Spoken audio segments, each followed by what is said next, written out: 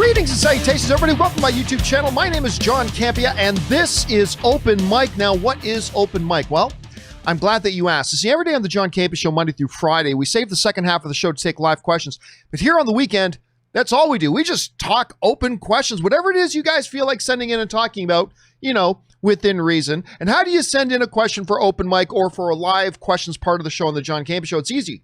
You just use the tip link at the top of the description of this video. That's streamelements.com/movieblogtv/tip. You'll be getting your question or comment on the show if it's reasonable.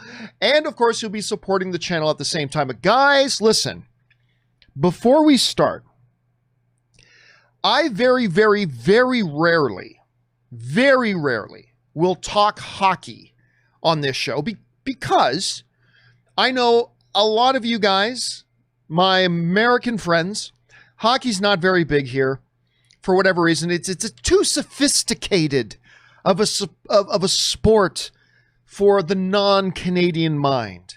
I feel like only the Canadian mind can appreciate the elegance, the superiority of the sport of hockey. But, so I don't talk about much here because it's not really appreciated that much. But I gotta say, you guys know I bleed blue and white, right? Like, I'm all about the Toronto Maple Leafs. I'm all about the Toronto Maple Leafs. So they're in the playoffs, and the Toronto Maple Leafs have stunk for as long as I've lived. Literally as long as I've lived. Anyway, so they're in the playoffs right now, and they're in a best of 5. So first team to win 3 games moves on, and they're playing the Columbus Blue Jackets. The Columbus Blue Jackets are up 2-1. All the Columbus Blue Jackets had to do against the Toronto Maple Leafs was win the game last night, and they advance. Right? It's the third period. Final period. Just over 3 minutes left in the game.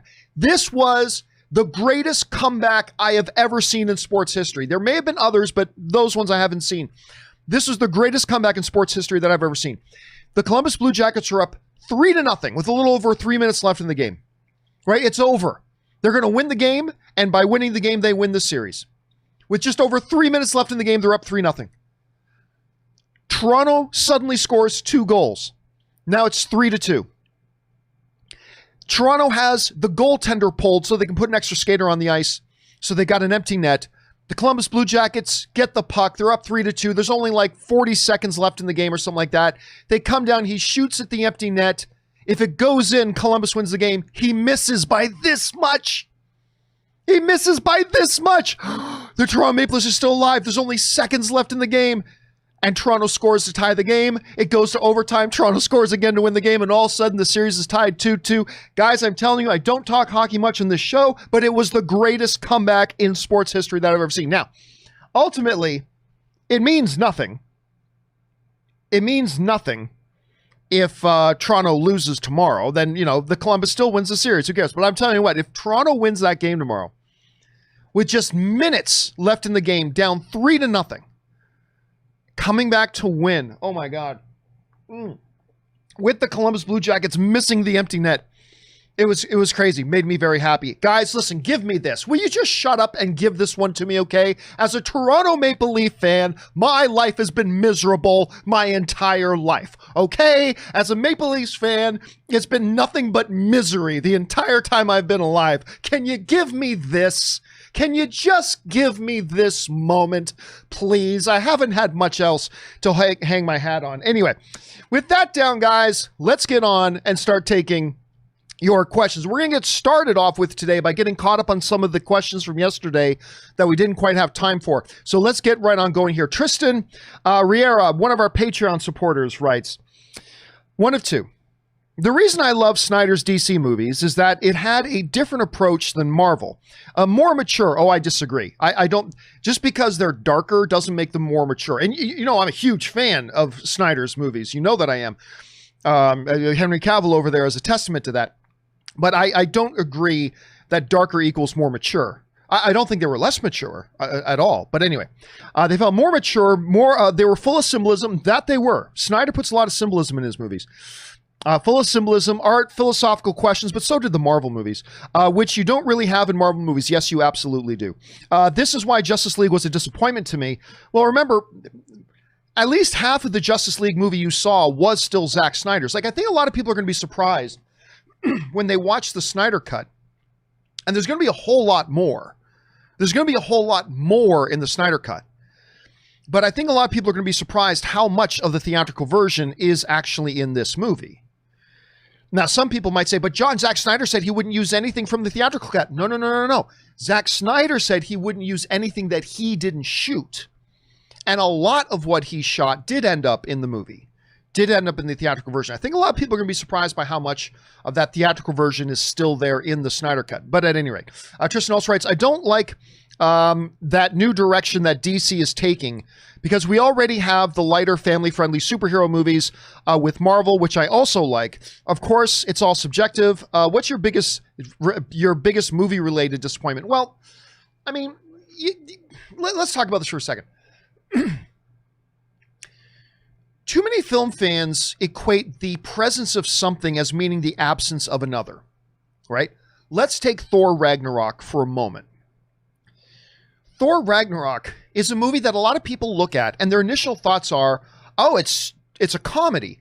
And there is a lot of comedy in the movie, and there are a lot of laughs, yes. But they think that because there's comedy there, like when I tell people before Infinity War and Endgame, Thor Ragnarok was the darkest of the MCU movies. People look at me like I'm crazy, go, what are you talking about? It was funny. Yes, funny was there. But the presence of one thing does not mean the absence of another. When you look at Thor Ragnarok, they had some of the heaviest things in the history of comic book movies happen in that movie. From very little things like Thor lost his eye. Mjolnir, the mythical weapon, was destroyed. Beyond that, Asgard was destroyed. There was the death of the Allfather Odin. I mean, on and on. There was heavy, deep, dark stuff that happens in that movie, and some very, very heavy themes that happen in that movie. But because there's also lightheartedness and there's also comedy there, people just equate because that was there, that means none of this other stuff was there. No, it was all there, and it was all part and parcel. I would argue that a lot of the Marvel movies have had more mature themes. They have had some deeper stuff, particularly when you look at Winter Soldier and things like that. But they also included lightheartedness. And it wasn't either or, it was both and. You know what I mean? So to me, like, the greatness of a movie like Man of Steel wasn't great because it was different from what the Marvel films did. It was great because it was great. What denotes the greatness of a Man of Steel, or my enjoyment of, say, Batman versus Superman or whatever, is not by the way I compare them to Marvel films. It's just that on their own, they're good films. In some cases, like Man of Steel, they're one of the best comic book movies ever made. And they just took a different approach. That's all. But I wouldn't say that, you can't say that Marvel has humor and the DC movies have no humor. Oh, that's not true. I mean, just go to Man of Steel. There's lots of pretty good humor in Man of Steel. There's humor in Batman versus Superman. Some of it good, some of it not so good, just like in Marvel. Some of the humor's good, some of it's not so good. In Snyder's movies, some of the humor's good, some of it's not. Like, for instance, is she with you? I thought she was with you. Da da da da da da. Maybe that part didn't work out so well, but there is humor in the DC movies. It's just that, there are their own unique pieces of DNA. So I wouldn't say that DC movies have no levity. Sure they do. Even Snyder's ones. And I wouldn't say the Marvel films has no depth or more mature themes. They absolutely do. They're just not the ones that sit on the sleeve, obvious, like the humor does. So I don't judge the quality or lack of quality between a Marvel movie or a DC movie on how they juxtapose against each other. I mean, they're each their own set of movies. They each have their strengths and their weaknesses, and I just appreciate them on that level. So anyway, that's me. All right, thanks for writing that in, Tristan. All right, next up, Hero writes, hey, John, with Mulan mainly coming out on VOD, do you think Disney will eventually make a deal with the movie theaters? Nope. And re-release Mulan on the big screen for maybe a limited release to give people a chance to see it on the big screen? Thank you. No, and the problem won't be that Disney won't want to put them on. The issue is going to be, and by the way, it's not impossible, but this is why if you're asking me, do I think it'll happen? I think not. The reason I think not, although it's not impossible, is the fact that the major movie theater chains have a rule.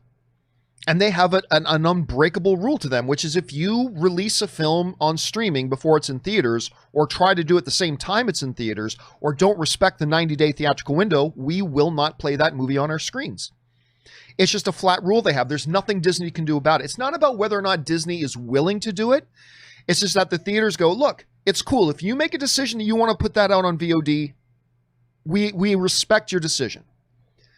But you also have to respect that we have a rule that says once you put a movie on VOD, we're not going to put it on our screens. So my guess is no, not unless it's like a year later and it's like, oh, come revisit Mulan or something like that. But for now, I would think not. But hey, the rule book is changing every day, Hero. So let's see what actually transpires. Double Crit writes, let's see, just saw the trailer for Netflix's Ratched. We were just talking about this the other day. Looks awful. Oh no, that looks awesome.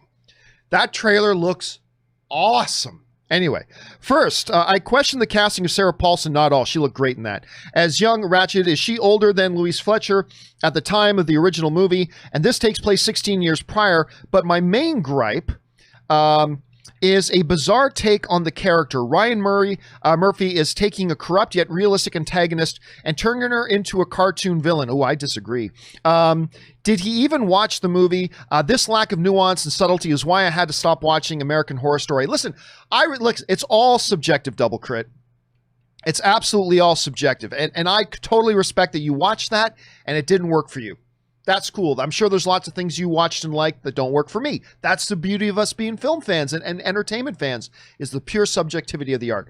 But I got to tell you what, I did not care about this series until I saw that trailer. That trailer crushed it for me.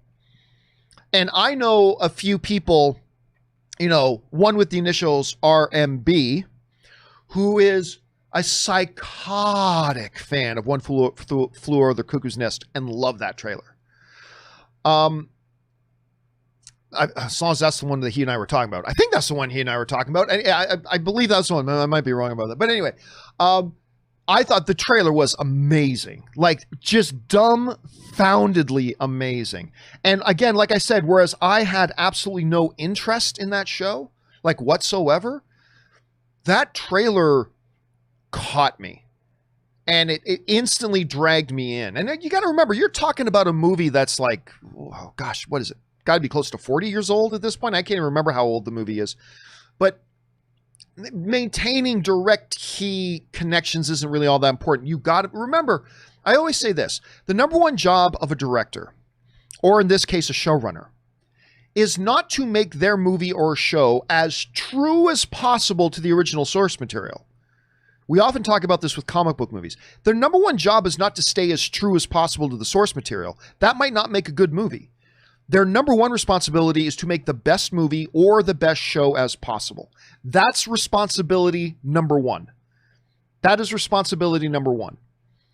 And as such, I can only speak for myself, is that I watched that trailer, man, and I went bonkers for it. I was like, I didn't care about this show, and now I am counting down the minutes till I can start watching it. And that by the way, doesn't discredit your opinion. You watched it and it didn't work for you. Hey, that's entertainment, man. No big deal. But I gotta say, I personally disagree with your assessment, brother.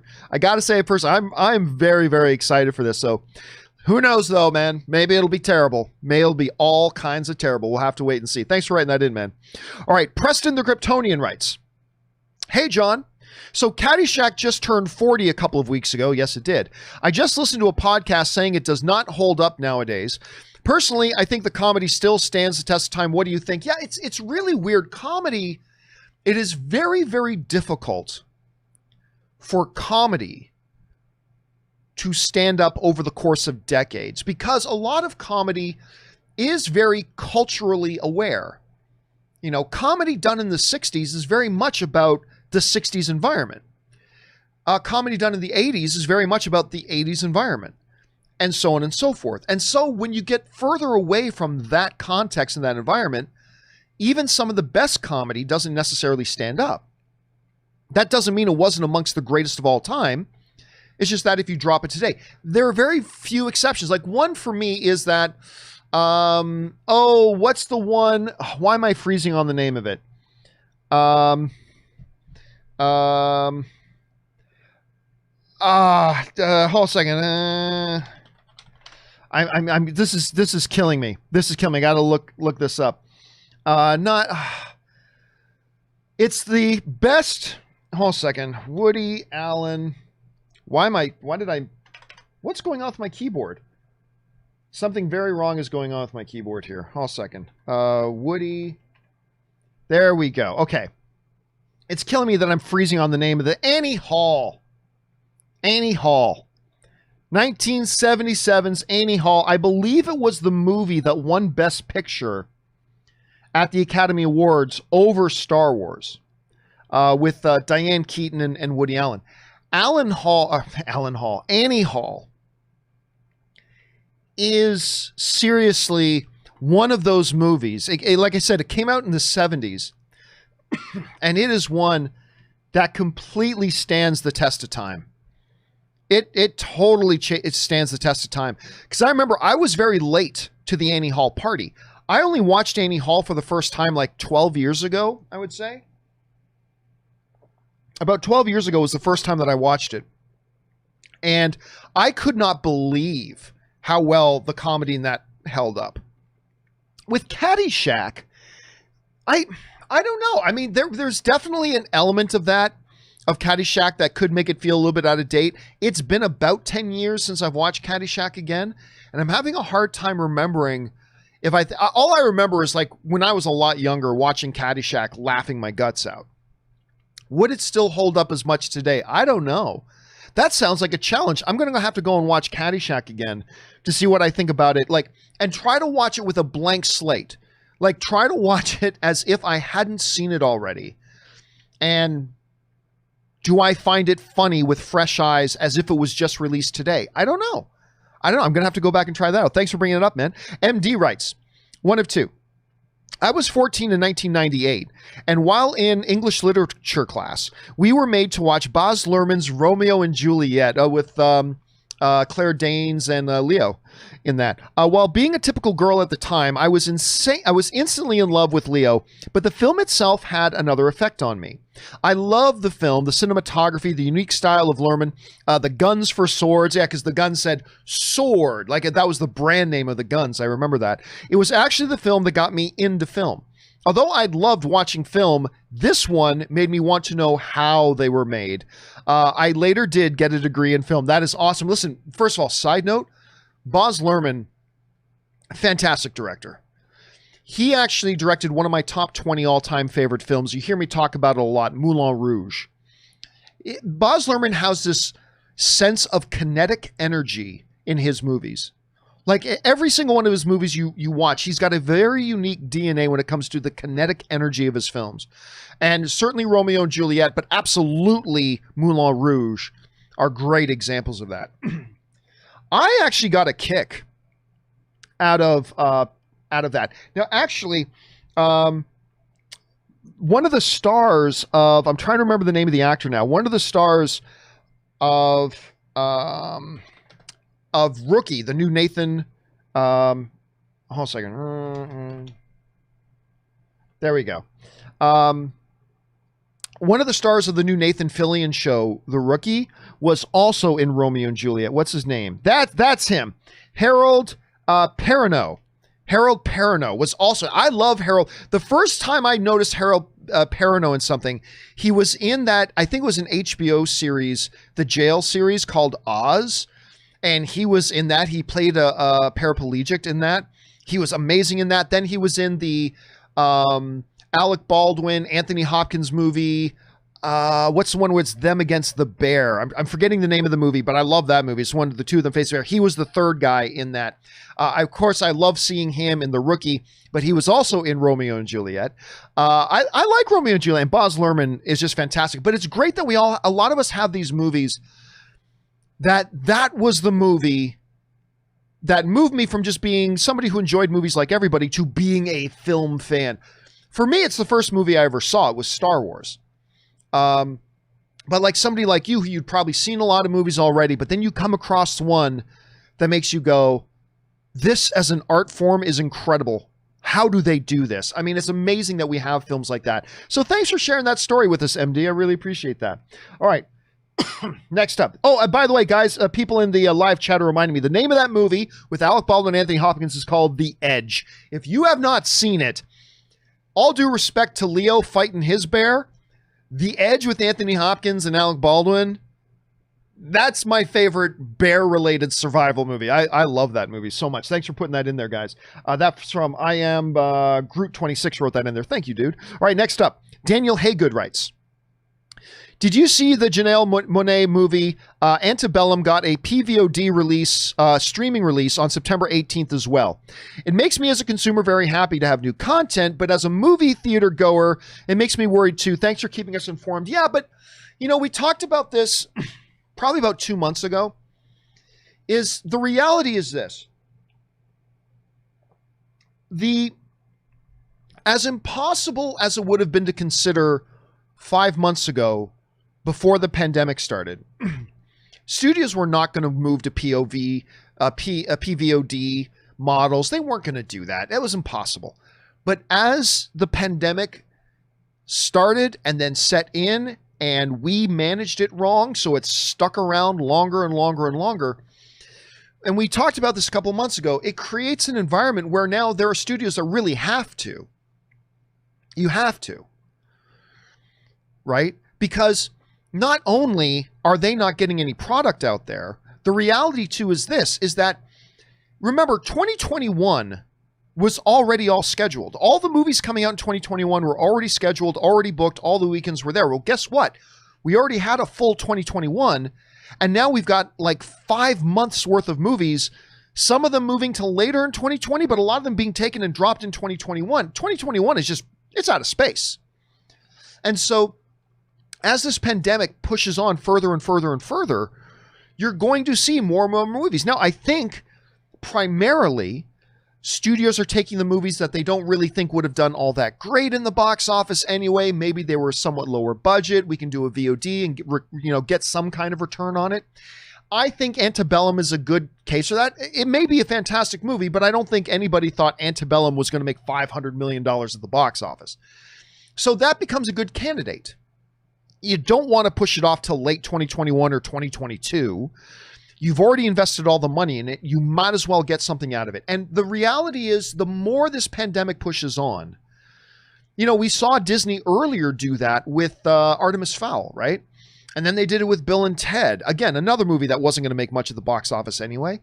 And so we've seen those. Mulan was the big game changer. Like, Mulan was the one that really shocked a lot of people, because that's not one of these smaller films that was going to do modestly at the box office. So that was the big one. But as we move forward, not only does the Antebellum thing not surprise me, like, new movies get announced every day, because the further we get into this, the studios are just running out of options. There's nowhere left for them to send them. So PVOD becomes the option. I don't think that will still be the case once theaters open back up. And by opening back up, I mean open back up to full capacity. But I don't know how long that's going to be. Might be, November. Might be January. I mean, we just don't know. And the longer this thing presses on, more of these level of movies, even if they're fantastic movies, but more of these mid-level expectation as far as how they're going to do business-wise movies, I think you're going to see getting that move over to PVOD. It's just what they have to do. They're just running out of options, right? So I get it. It's unfortunate, but it is, at least they have that option. At least that option's available to them and they can take advantage of it. All right, Alfredo Parra writes, hey, John, any thoughts on the 2005 film Stay with Ryan Gosling and Ewan McGregor? Interested in watching it, but I hadn't heard much about it. Yeah, I remember that was directed by Mark Forster, the same guy who directed Finding Neverland and a number of he's a really good director.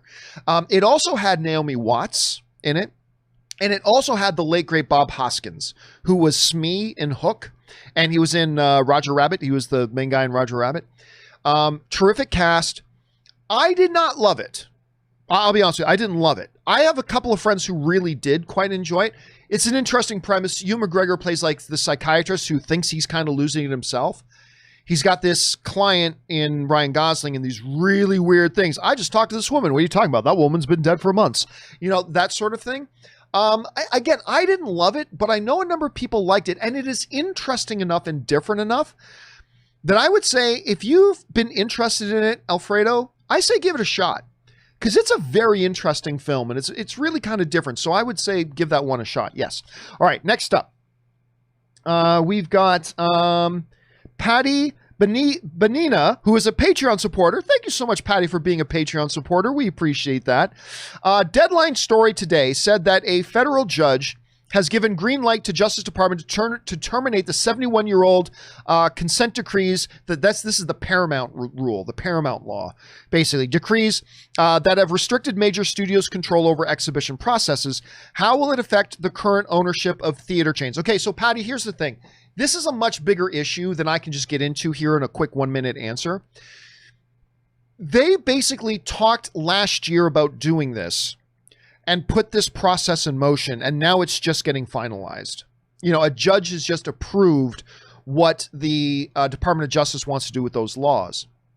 Their basic argument is that the laws are antiquated and don't really serve the public interest anymore. We talked about this about a year ago, but we are also going to talk about it more in depth on Monday. So on Monday's show, Rob and I are going to go a little bit more in depth into this topic than I can just do right now. Let's put it this way.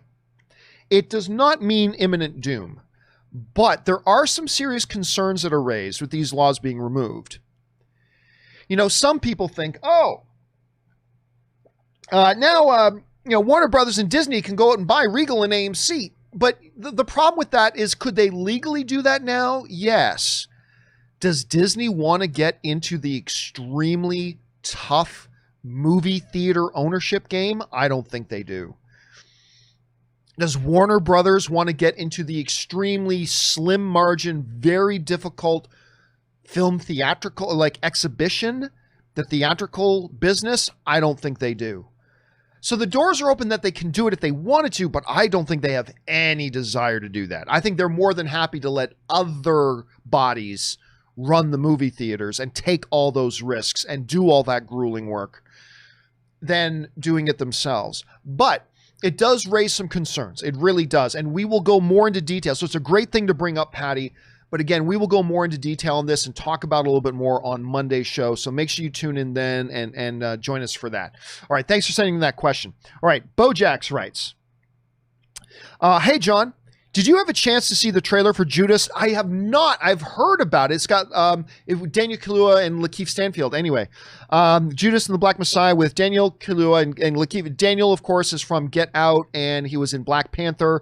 Lakeith was, he obviously is mainly known for being in Atlanta, but he was also just in Knives Out. He was really good in Knives Out. Anyway, looks powerful and a bit of a reunion between those two actors because they were both in Get Out. Lakeith had a small role in it. Curious to see what Shaka King does in his directorial debut. Yes, I have heard about the trailer. I have not had a chance to watch it yet, though. I really like both these actors. The one Lakeith movie he did last year with Danny Glover called Sorry for Calling or Sorry for Interrupting or something like that. I thought that movie was absolute horseshit garbage. I thought it was, but I think he's a great actor. I really like him. And I've heard that this trailer is really good, but I haven't had a chance to sit down and watch it yet myself. Like I've been working nonstop. Like from the end of yesterday's show, I have literally been working nonstop. Particularly I've been working on my documentary, and I'm racing very, very hard trying to get my documentary done. So I haven't had a chance to see it yet, but I've heard other people talk about it. It's supposed to be really good, the trailer, at any rate. I don't know if the movie's any good, but I'm curious to see it. So it's on my radar. Guys, if you've had a chance to see it, please jump down to the comment section and let us know what you think about it. Thanks for bringing that up, Bojax. All right, an anonymous viewer writes, I started watching Umbrella Academy, and the number of songs kept taking me out of the show. I think it was like 30 plus songs in the first season. I hope they would ease up on the second season, but like the first episode alone had 11 songs. It's like there's no score. Well, the music soundtrack is basically the score of that show. And it's funny you mentioned that annoys you, because it's all subjective.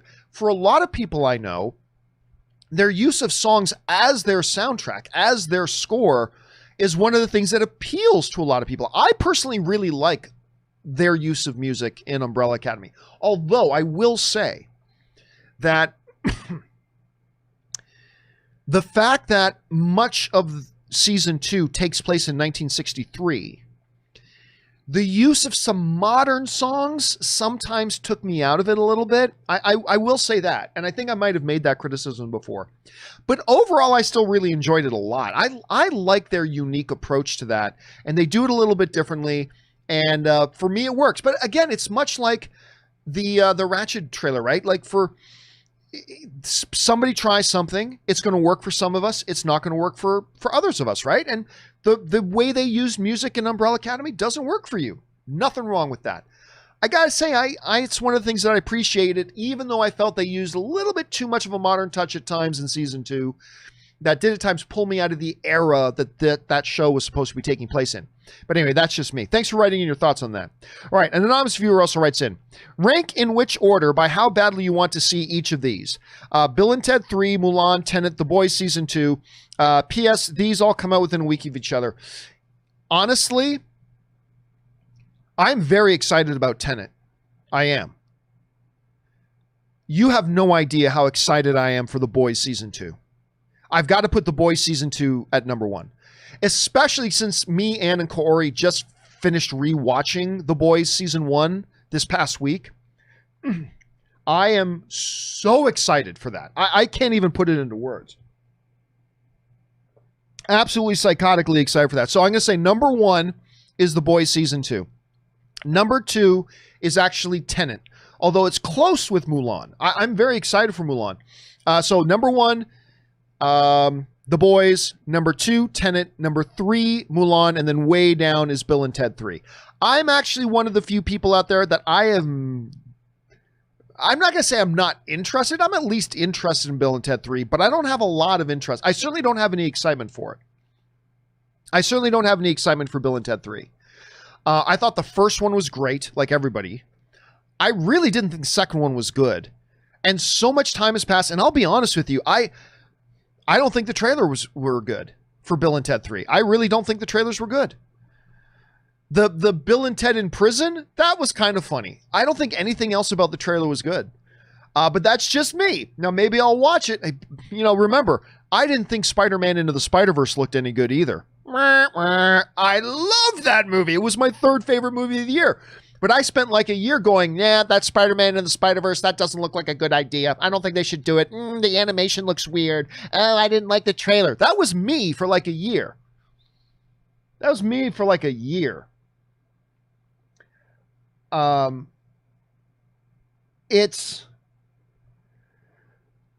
So who knows? Maybe that the same thing will happen with me when it comes to Bill and Ted 3. But yeah, I just don't think it looks all that good. So it's right now, it's pretty far down on my list. But maybe it'll end up being my favorite one on the list. Who knows? We'll have to wait and see. All right, next up, an anonymous viewer also writes, for my list, those movies is number 4, Mulan, not for $30. Oh, that's another issue. How much you're going to... That's another issue altogether. Number 3, Tenet, looks great and probably better on a big screen. Number 2, Bill and Ted 3. It's really got my interest up from the trailers. Number 1, The Boys, Season 2. Amazing show. Yeah, again... Not only was the first season so ridiculously good, the trailers and the previews for season 2 have absolutely crushed it out of the park. So I am dying to see that, man. It cannot get here fast enough. All right, another anonymous viewer writes, hope all is well. The only issue I have with the Jehovah's Witness, I hope all is well. The only issue I have with the JW filming both is that Jurassic World? The only issue I have with the Jurassic World filming both that says he gets through... Oh, you probably mean John Wick. Guys, please don't use acronyms. Please don't... When you write in, please write John Wick, because I just wasted 30 seconds trying to figure out what it was you were saying. Anyway, hope all is well. The only issue I have with the John Wick movies filming both at the same time, that says he gets through John Wick 4. With the way that story is, there is always a good chance of getting killed. Also, when you go on your cursing rants, my girlfriend and I call you Cliff from Doom Patrol. I was doing those cursing rants long before there was Doom Patrol. Here's the thing. Oh, it looks like there's a part 2. And Peter Pacheco, who is the non-starts. Also, the question about the John Wick back-to-back filming on potential kill was my question. Forgot to put my name there. Also, the John Wick hot toy figure is my first figurine. Rob's got a couple of John Wick ones. They look awesome. What about those Leafs? Oh, I already talked about those Leafs. Since my team is not in there, the San Jose Sharks. Yeah, so here's the thing, though. When a James Bond movie comes out, does anybody think James Bond's going to die? Like, when they said, okay, this new James Bond movie, No Time to Die, is going to be Daniel Craig's final one, and they're already searching for the next James Bond. Nobody went, searching for the next James Bond. Well, thanks a lot. Now we know James Bond doesn't die. Well, we never thought James Bond was going to die. We never thought he was going to die. John Wick, I have always assumed, after John Wick 1 happened, and they said John Wick 2 was coming, I think most of us made the assumption that unless they say the final chapter in the John Wick saga, I'm just assuming he lives. He's John Wick. He's the Baba Yaga. He's going to live, and they're going to do more. And we just talked on this show yesterday about how John Wick 1 made 4 times its budget. John Wick 2 made over 5 times its budget. John Wick 3 made over 6 times its budget. And it's each time the box office has nearly doubled every time. There's no way they're killing John Wick in John Wick 4. There's no way. There's just no way. So, I don't think, we talked the other day about all the advantages. Like, once you know these movies make money and you're safe, you don't have to worry about the risk, then there are a lot of advantages for shooting back-to-back. The scheduling, the efficiency, the expense, and the money saved from doing it that way. All that stuff, plus you get to have a shorter release window. Instead of having to wait 2 or 3 years between releasing the next movie, you can release the next movie in like 6 months to a year. I don't think there's an argument to be made that, well, there might be some people who might wonder if John Wick dies in part 4. So let's throw away all those advantages of shooting 4 and 5 back to back.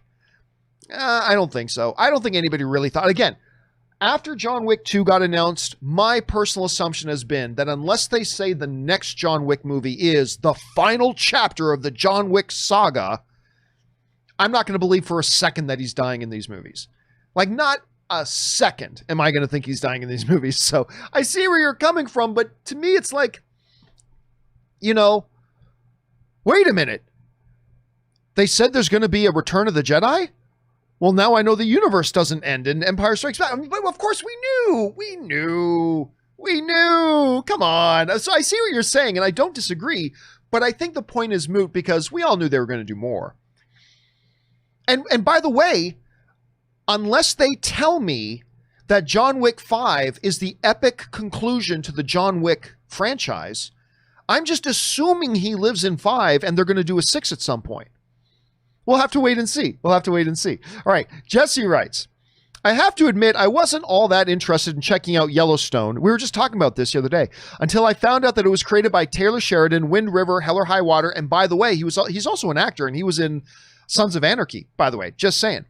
Still haven't started watching, but saw the first 2 seasons are free on Peacock. Yes, somebody remind me, because I believe it was on Paramount, and I've never been able to watch it because I've never had the Paramount network. YouTube TV, which I subscribe to, just added the Paramount network. But on top of that, a bunch of people wrote into me and told me it's on Peacock. Peacock's got some great stuff on there. It's got Battlestar Galactica on there. It's got the original Heroes series on there. And it's got Yellowstone. I have been really, really interested in watching this show for a long time, mostly because it is Tyler Sheridan. He's an incredible writer. He's a very good director. He's just got great sensibilities about his storytelling technique that I think works really well. So I'm with you, Jesse. I'm totally with you. I've got to start watching this show. All right, Bojax writes, although there has been no official announcement, it seems as though DC Universe is winding down. Oh, I've been talking about that for months. Yeah, DC Universe is dead. They're going to be, the only thing left for them to do now is to officially announce that they're closing it and then merging it and absorbing it into HBO Max. That's the only thing left for them to do. It seems as though DC Universe is winding down. Do you think at DC Fandom we might get an announcement about the service, maybe folding into HBO Max? I still think we're about 6 months away from them doing that officially, but that could very well happen at DC Fandom. It very well could be announced there because, they have no exclusive shows anymore.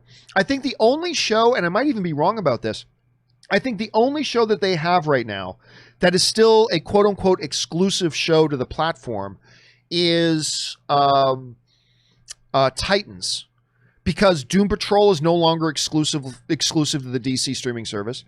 Harley Quinn is no longer exclusive to the streaming service. They canceled Swamp Thing after one episode. Then we got Titans, and I'm pretty sure we're going to hear Titans is also going to air other places. So they've got none of that left. They've canceled your ability to subscribe for a year at a time. That's the big flag. Like when DC Universe quietly took away your ability to sign up for a full year, and it's only month to month now, that's the big flag that says, oh, they don't plan on being in existence a year from now, and they don't want to have to refund anybody later. That's why they did that. Not to mention they had this little daily show of theirs that absolutely nobody on the planet watched, but it was called DC Daily. And nobody watched it, but it was their own unique show. And it cost bus fare to make that show.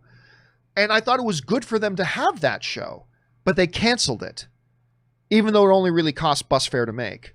So they canceled their original, network exclusive ID show in DC Daily. They got rid of the 1-year subscriptions. None of their shows are exclusive to the platform anymore. So what's left? Again, I still think it's probably a few months away from them making that announcement, but it very, very well could be announced. And they'll pitch it in a really exciting way. Great news, everybody who loves DC Universe, the streaming service. We've decided it's so great, we can't even contain it in its own little service anymore. That's why we're going to take all the great stuff in the DC Universe streaming service and we're folding it into HBO Max. Yay! And by the way, I think it's a great idea. I do. I think it's a fabulous idea to do that. I think it gives the consumers one less thing they got to spend money for. I think it gives a whole new dimension of programming to be on HBO Max. I think it's a great move. Whether or not they'll announce it at DC Fandom, I'm not sure. They very well could, but I still think it's a few months off.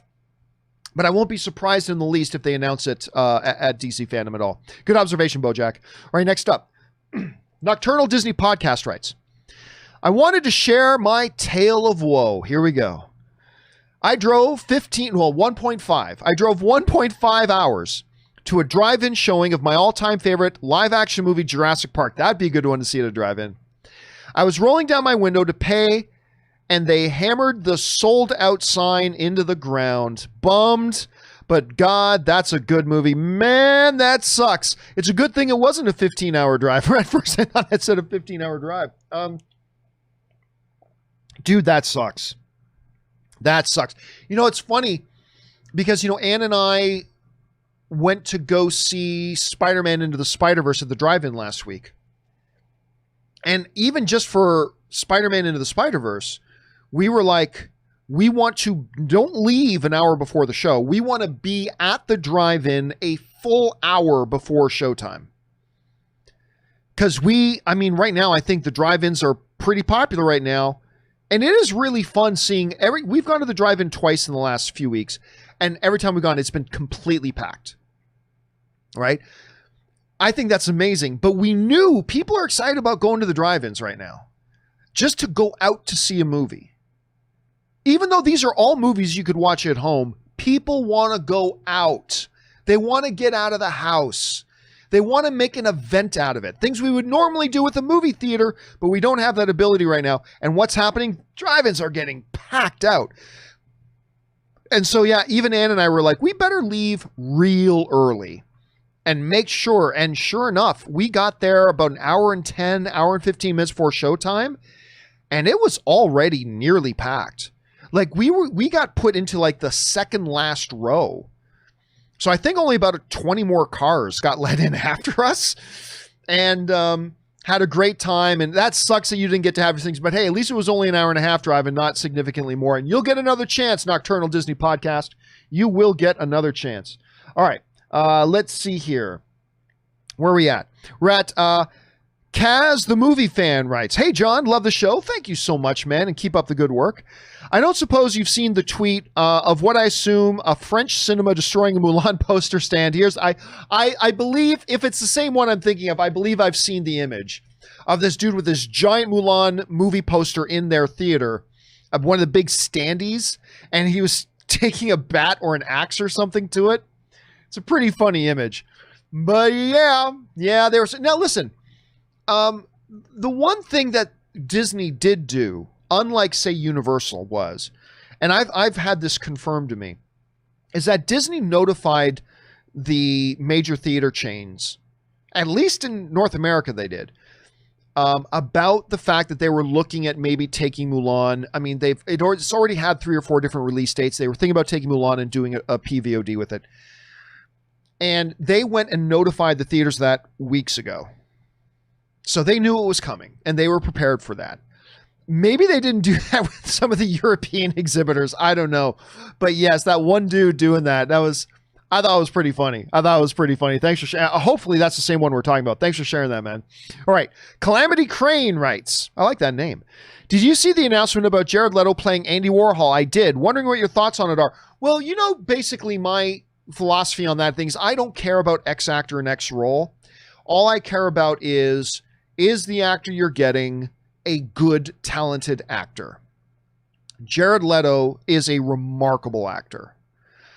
He's an Academy Award winning actor. He is, he's just really great. Actually, let me pull this up here for a second. Jared Leto, who I believe won his Academy Award for Dallas Buyers Club. Let me pull it up here. Yes, it was Dallas Buyers Club. He won the Academy Award for Dallas Buyers Club. He also won the Golden Globe for the Dallas Buyers Club as well. He's a really great actor. Not everybody loved his Joker, but that's the character they asked him to play, and I thought he did a great job portraying it. You may not have liked the way that Joker was written, but I loved his portrayal. So, playing Andy Warhol? Sure, that seems like a good fit. Why not? As long as it's a great actor playing it, it could be good. Listen, I'm not going to lie to you, though, and pretend like I'm super interested in a movie about Andy Warhol. I'm honestly not super excited about it, but that could all change once I see some trailers and whatever. But I think Leto's probably a pretty good choice. I think he's a very good actor. All right, next up, Marie Seifring writes, "Hey, John, about the 11:30 a.m. mark, this is probably yesterday, you skipped T3 Media's question about unlocking." Oh, you know what? I apologize if I did. Every once in a while, because every once in a while, like as questions keep coming in, there's a jump that happens in there, and every once in a while a question gets overlooked. Thank you for bringing that to my attention, though, Marie. T3 Media's question about unlocking. It was anonymous. They were asking if the $30 fee for Mulan permanently unlocked access to Mulan instead of just being a rental fee. Thanks. Yes, and me and Rob did talk about that on the show. So we're calling it a rental, but yes, if you are a Disney Plus member and you pay $30 for Mulan, then Mulan becomes accessible to you on Disney Plus for as long that you are a Disney Plus member. So as long as you keep paying your $7 every month, you will have access to that. It's not a purchase because, you know, like I bought Batman versus Superman. I've got it in my media library. Whether or not I unsubscribe to Disney Plus or to HBO or whatever, it doesn't matter. I've got it. It's mine. With Mulan, it's a little bit different. You will have access to it, but only as long as you stay a updated paying member of Disney Plus. But yeah, if you pay that $30 and you're a Disney Plus member for another year, you will have access to that movie all year. It becomes unlocked. Now, it's going to become unlocked on Disney Plus for everybody at some point. Probably in 3 months, maybe 4 months, whatever. It's going to become unlocked for everybody for free. But if you want it early, you pay that $30, you get early access to it. So that's the key on that one. Thanks for bringing that one back to my attention, Maria. I appreciate that very much. All right, an anonymous viewer writes, "What's the harm of just opening everything up? Pandemic? Sweden never locked down, and they had an initial surge of deaths, but rapidly went down and has stayed that way. In the States, there's 6-week peaks and then leveling off. Lockdowns just prolong the inevitable. No, there have been many, many scientific models that have proven that lockdowns do not just delay the inevitable. If you lock down and lock down properly, all the scientific models that they put out show that it can eliminate the damn thing. I mean, eliminate might be too strong of a word, but it just basically, you know, it pretty much gets rid of it or makes it extremely manageable. It's not a coincidence that places like Florida or whatever that have just gone to hell with it, blah, blah, blah. And all of a sudden their case rates skyrocketed, their death rates skyrocketed, all this kind of stuff. So no, you can't just open things up. Look, I'm no doctor, but I've been listening to a lot of the doctors, and you can't just open things up. That's kind of because when we were in heavy lockdown, when the whole country went into heavy lockdown, you saw the curve flatten. Great. And even just started to go down a bit. And it's like everybody went, okay, great. That means we can just go back to normal. And I saw this great meme somebody put out that says, a guy jumps out of an airplane, he's falling towards the earth, and he pulls the parachute. And the parachute slowed his descent. Yay, he thought. Whoo, it's a good thing we slowed down our descent. Guess I can take the parachute off now. No, and that's kind of what happened in our country. That's what kind of happened here. Other countries have taken it more seriously and have pretty much kicked this thing's ass. And the countries like the one I'm living in right now didn't take it seriously. And we're in the predicament that we're in, and it's screwing with our movie industry. It's screwing with a lot of other things, but we talk about the movie industry here on this show. So I'm just confining it to our discussion on the movie industry. So no, just open it up isn't the answer. That's a recipe for disaster, I believe. But again, last time I checked, I did not finish my medical degree the last time I checked. So keep that in mind. All right, next up, Calix Magister writes, a fond memory of a day in '88, my first Bruins game in the old Boston Garden, and seeing the dock rattle and hum. Oh God, I remember the first time I watched that. I was a kid, and I believe that documentary, Rattle and Hum, is what motivated me and a couple of my friends to do a YouTube tribute band. And I actually played in a YouTube tribute band for a little while, and it was Rattle and Hum that kind of motivated us to do it. Anyway, I've been a YouTube fan ever since. All I Want Is You is special. Probably won't see such sustained greatness by another band ever again. U2 and the Brady are goats. Yeah, it is crazy that U2 like continues to put out incredible music like 30 plus years later. And of course, I like Joshua Tree, I think is probably the greatest album of all time. And I mean, it's the band, you know, it's kind of like how Star Wars for me is the movie that got me into movies. U2 is actually the band that really got me into music. It was U2's music that really motivated me to grab my guitar. And, you know, my mom taught me a little bit on guitar when I was younger, and so we always had a guitar around the house. But it was once I really started getting into U2 that I was like, I want to be able to play what they play. I want to do that. And so, yeah, I guess for me, kind of U2 and Star Wars are on the same level. And Rattle and Hum is such a great little doc. That part they do with B.B. King in it as well. Oh, when they're playing with B.B. King, so good. It's so good. Anyway, thanks for taking me down memory lane there, dude. Let's see. Next up, greatest band of all time. They are the greatest band of all time. It's just, yeah, they're great. Anyway, Phoenix Rising writes, hey, John. Thanks to your inspiration, I stream Call of Duty Warzone videos on YouTube. That's awesome. It's great that you can get involved and do some streaming. That's fantastic, man. Warzone is a battle royale. Yes, it is. And is free to download. If I tipped $100, would you post a video of you trying to play Warzone? Thanks again for all the content you provide. Oh, I don't even think I would do that for $100. You know, I played a little bit of Fortnite. And I even did a little bit of streaming of me playing Fortnite. I was terrible at Fortnite. Oh my. Now everybody says they're bad. I'm bad. I'm real bad. But I can't remember how many matches. I played up 20, 30 matches, whatever. And it was the funniest thing. I constantly came in the top 20. Sometimes, even a few times I came in the top 5. But I tell you this, and I say this honestly, out of the 20 or 30 matches that I played, never finishing outside of the top 20. I don't think I ever killed one person in the game. I'm not lying. I don't think I ever killed one person in the game. I was really, really horrendous at it. I assume I will just be as bad at Call of Duty Warzone. Now, play a little bit on Unreal Tournament. That might be, I don't know why. Unreal Tournament's the one for that. Heretic was another one. I was really good at those ones, but a lot of the other first-person shooters, I've never really been good at. For whatever reason, I really took to Unreal and I really took to Heretic.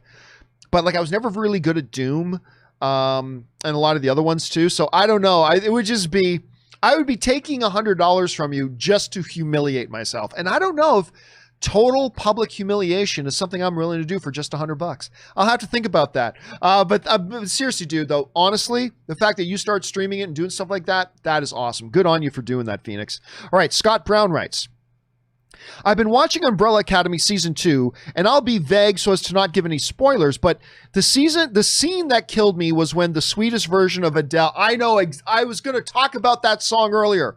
I love that scene. The Swedish version of that Adele song started playing during the Viking foot funeral. Holy hell, I was just rolling. I loved that scene.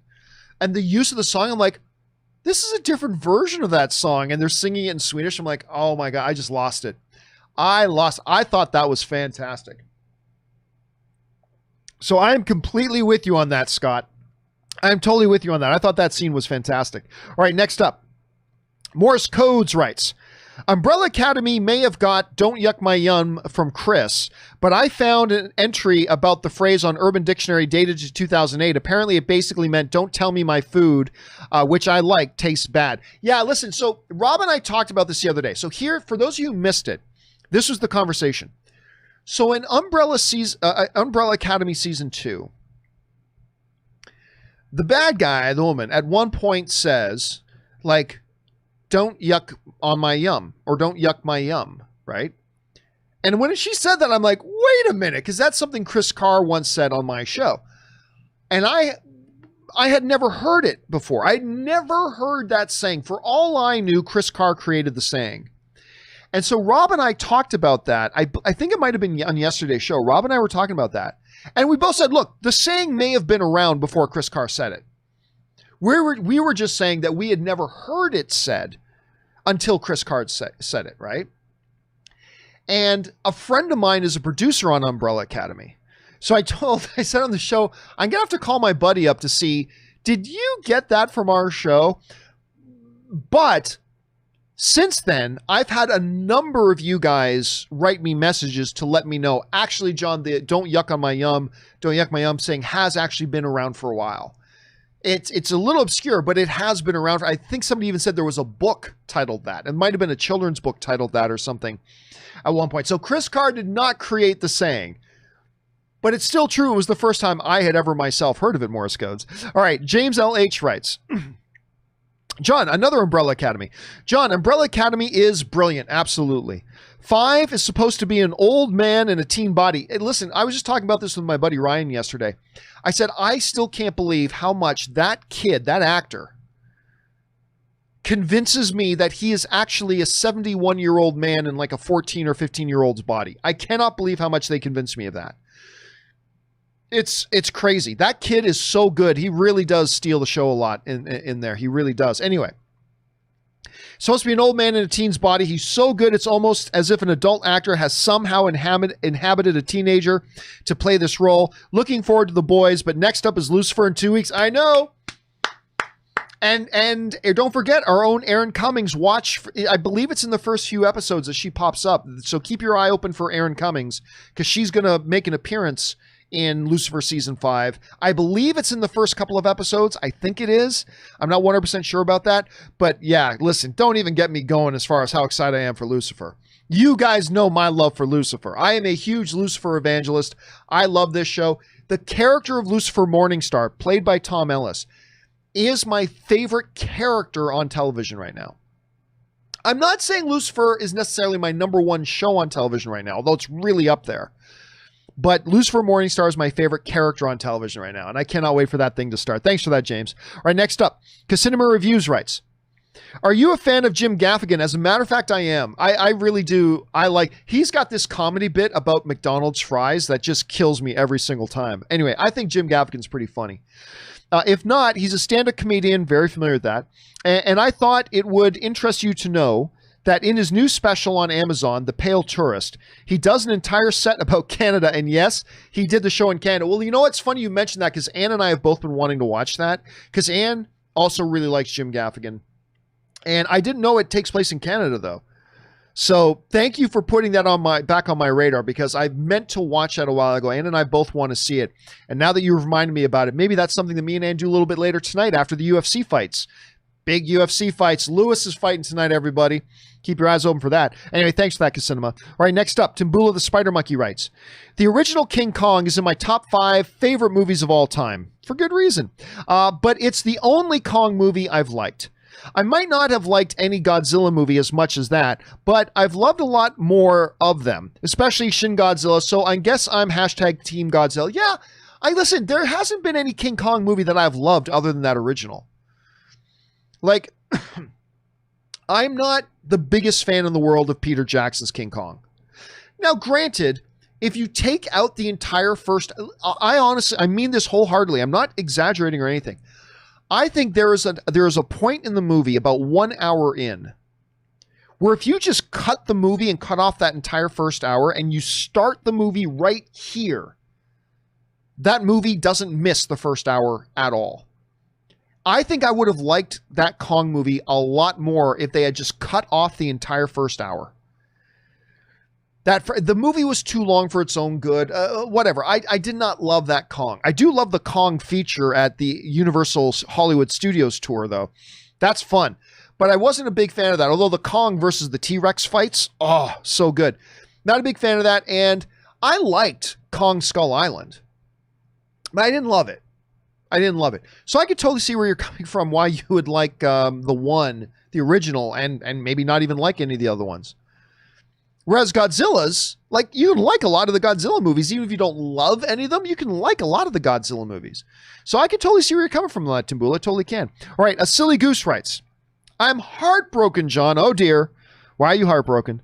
I'm heartbroken, John. The IMAX theater near my hometown will be showing Interstellar on August 28th. Why is that bad? But a week earlier, I will have gone back to college over 300 miles away, where the nearby theaters are less than stellar. The universe works in cruel ways. Well, listen, man, if it makes you feel any better, there is still a very good chance. Now, I'm guessing you're not in the U.S. because it won't start. It's going to start playing internationally on the 28th. It's not going to start playing in the U.S. if it's going to start playing in the U.S. until September 3rd in whatever theaters they can find that are open. But if it makes you feel any better, who knows? Maybe we'll get another spike in the pandemic in other countries, maybe the country you're in, and maybe it won't be playing on that IMAX. Who knows? But listen, if you do get to go watch it, just remember, you may have to go to one of those closer, less than stellar theaters, but at least you'll get to see it. Because I honestly don't know when those of us who live in the U.S. are going to get to see it. We certainly aren't going to get to see it on the 28th. And I think there's a big question mark that whether or not it'll even make that September 3rd date. And if it does make the September 3rd date, I doubt it'll be open in California, because I don't know that the movie theaters are going to allow to be open in California on September 3rd. They'll be open in some places around the U.S., but I don't think they're going to be open in California. So even if you have to, Silly Goose, go to see it in a, how do you call it? Less than stellar theater. At least you get to see it, brother. At least you get to see it. So go in, watch it, and smile, knowing that somewhere Campea is sitting down doing something other than being able to watch Tenet. So enjoy the advantages, my friend. All right, I'm Batman writes, what do you think about the judge's ruling that studios can own theaters? Again, we're talking about the Paramount rule. We addressed this a little bit earlier. I wouldn't feel like going to 5 to 20 different theaters if it happens. Couldn't studios come together and buy theaters like AMC, Regal, etc., and share profits? Or is that too complicated? Again, we're going to go more into this on Monday. We're going to go more into this in depth on Monday. But again, while this does open the possibility And again, there are some concerns I have, but we'll address those on Monday. While it does indeed open the door that movie studios can now just come out and own movie theaters, can own chains of movie theaters, I still don't think that's going to happen. It could. It could. I'm not sitting here telling you bet your life on it that it won't, but I don't think it will. Because I don't think studios have any desire to own movie theaters. Studios know that movie theater ownership is hard. And it's razor thin margins. And it's a brutal business to be in. And I think studios are more than happy to let somebody else do all that grunt work while they can just sit back and enjoy the benefits of the theaters being there. I honestly don't think Disney has any interest in owning a chain of theaters. I mean, unless you're talking about a Disney movie theater in each Disneyland around the world. That's different. But I don't think Paramount has any interest in owning movie theater chains. I don't think Warner Brothers has any interest in owning movie theater chains. I think they know it is a brutal, non-lucrative business with razor-thin margins, and I don't think they want to have any part of it. But maybe they do. And it does legally open the door for them to do that. But again, we will talk about that more in depth come Monday. So make sure you check it out when me and Rob discuss this on Monday's John Campea Show. All right, next up, Benny S. writes, James Wan's Knight Rider starring the Hoth as the voice of Kit, Palpatine voice, do it. No, absolutely don't. Absolutely don't. That would be just a really cheap gimmick. It would be a cheap gimmick that'll give you a giggle for a second or two. But then after that, it just becomes too distracting. So I love the Hoth. Don't get me wrong. I love the Hoth. But I have very little interest in him actually being the voice of Kit. That's just too gimmicky. It's just too much of a gimmick. Fun if you want to do that for a short 5-minute YouTube video. I don't think it would be good for the movie. It's like, David Hasselhoff's doing the voice of Kit, but then that laugh's gone, and now we got to do the whole movie like this. Okay, seems kind of silly. So I would personally rather them not do that, to be honest with you. All right, John Argote Rodriguez writes. Was that Benny? Yes, it was. John Argote Rodriguez writes, one of my favorite comedies is the live-action Cat in the Hat movie. Oh, with Mike Myers. I genuinely think it's a good movie. Every time I watch it, I'm left crying with laughter. Well, that's good. Alec Baldwin is hilarious. The whole movie is comedy gold, but not everyone likes it, which is cool. Listen, yeah, I think it's pretty awful. I think it's pretty bad. Not as bad as a lot of other movies. I don't think it's like the worst thing ever made. And by the way, not only is Mike Myers in there, Alec Baldwin, the recently deceased Kelly Preston, remember John Travolta's wife who just passed away? This was another one of her movies. The child actress at the time, Dakota Fanning, was in that. Yeah, I mean, I wanted to like that movie for so many reasons, but I'd be lying to you. I'd be bold-faced lying to you, my film-loving brother, if I didn't tell you that I was pretty disappointed in the movie myself personally. But hey, that's the great thing about movies, right? Just because it didn't hit me the right way doesn't mean it couldn't hit you the right way. And if it gives you joy, man, that's awesome. I celebrate that. And I'm glad Cat in the Hat is there, even if for no other reason that it entertains you, my friend. All right. Thanks for that, John. Next up, where are we at here?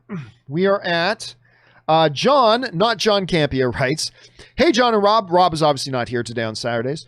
I'm the guy that suggested Justified with Timothy Olyphant. Yeah, I really do want to see that show the other day. Hope you still watch it. I love guilty pleasure movies.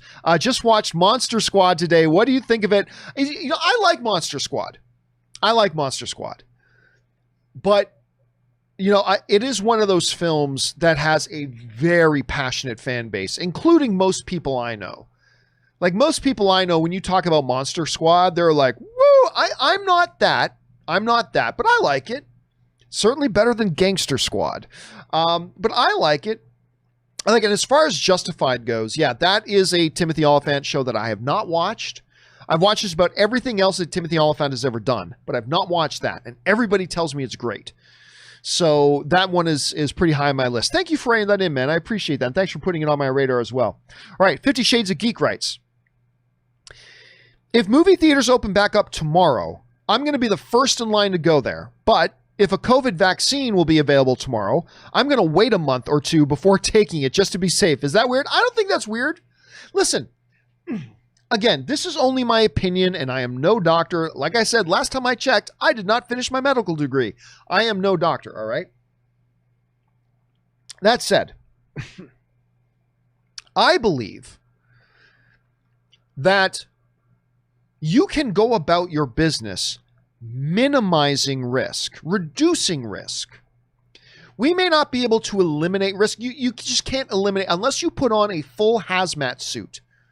Every time you walk out your door to walk your dog, to go to the grocery store, whatever, to go get gas in your car, whenever you walk out your door, you are taking a risk. However, there's taking risk like an idiot, and then there's doing things to reduce risk and to minimize your risk, right? If you're out in a boat and does wearing a life jacket guarantee you won't drown? No, there's still a risk you could drown. There's a lot of different ways that even while still wearing a life jacket, you could drown. But do you better your chances of avoiding drowning if you wear a life jacket? Yes. Only an idiot would say to you, well, why wear a life jacket? You could still drown. Yeah, you could, but it's a lot less likely that you'll drown if you're wearing a life jacket. You basically increase your chances, right? You reduce the risk of drowning significantly. I believe there are things we can do to reduce risk, not eliminate, but reduce risk. You know, Rob and I talk on the show all the time about how, you know, our local grocery stores, I feel very comfortable going in our local grocery stores because they require people to wear masks. Fuck the hell off, those of you who yell at grocery store people, I don't want to wear my mask, it's freedom. Oh yeah, is that why you're wearing your seatbelt in your car, you fucking idiot? Anyway, I feel very comfortable going to my grocery store because, it doesn't eliminate risk, but they're requiring everybody to wear masks. I see them requiring people to wear gloves. I see them having staff out front wiping down with those bleach wipes, wiping down all the shopping carts, offering to apply hand sanitizer to you as you go in. They have social distancing in their lines, stuff like that. Look, does that eliminate the risk? No. Is there still a chance you could go into an environment like that and catch COVID? Yeah, there's still a chance. Yeah. But the chances of that are reduced. Like wearing a life jacket in a boat.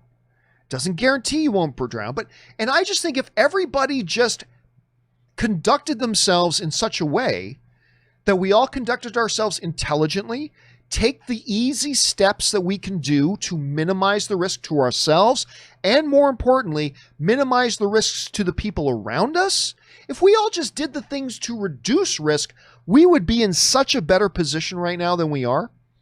So that's why, yeah, I believe if movie theaters follow the right protocols and follow the right safety precautions, and people who go to these movie theaters don't act like jackholes and follow the safety guidelines and follow the safety procedures and everything, I believe you can open up movie theaters again.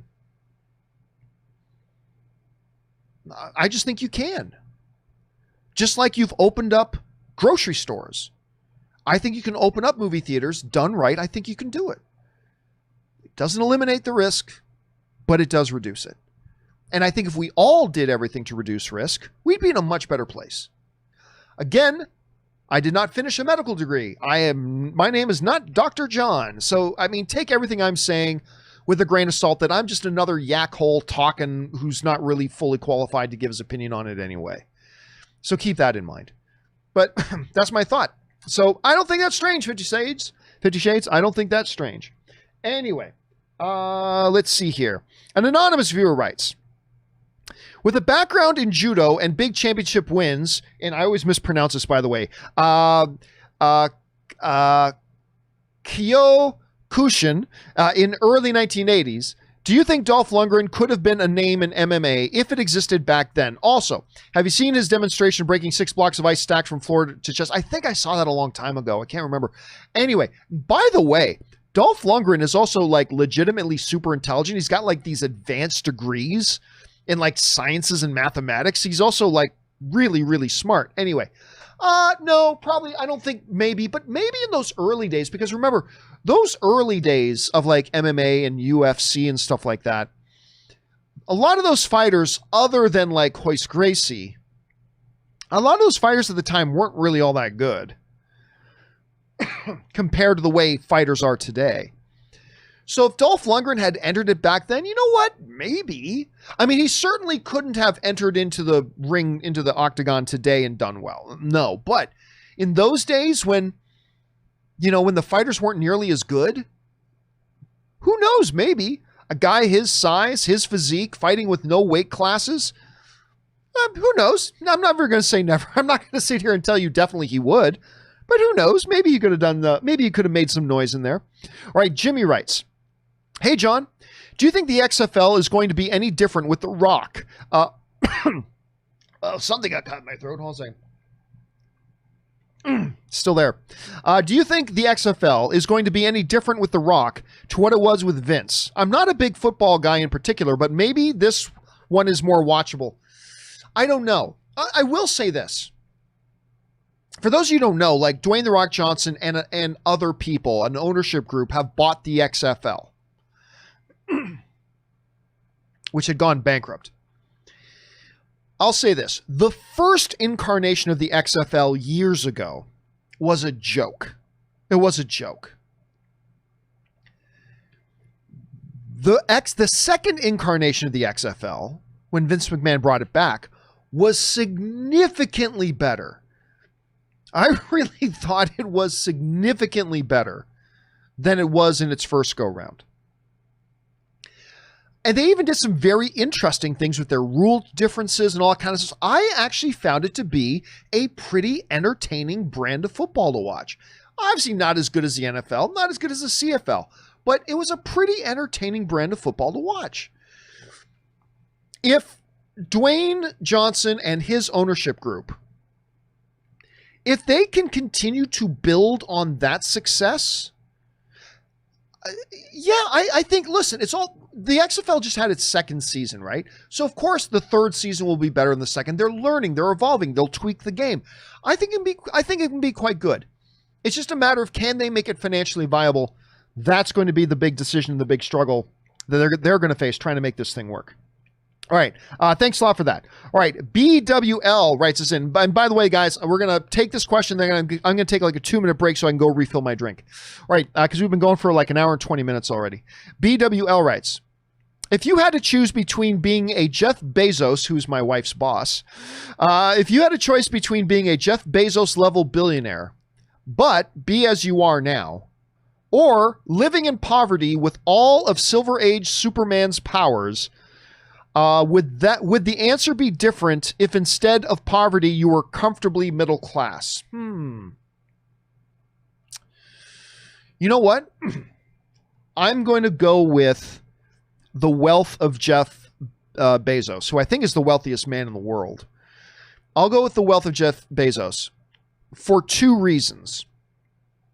Reason number 1, from a selfish perspective, I'd be the richest man in the world. I could do whatever I want. Whatever cool things I want to try to enjoy, I can enjoy. So there's that.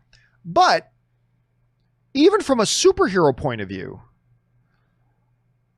Jeff Bezos is in... Do you know how much money Jeff Bezos has donated to charities and how many charitable organizations and everything that they have done and stuff like that? But if I was somebody... And by the way, don't take anything away from Bill Gates as well. The amount of money Bill Gates and his wife have given to charities and good causes is mind-boggling. The amount of fortunes that they've given to people and they've given to good causes.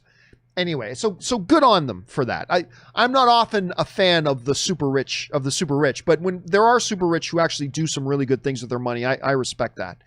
But let's say I was somebody with the power level of a Silver Age Superman. Yeah, I could do some good. But if I was Jeff Bezos, I could do even more good.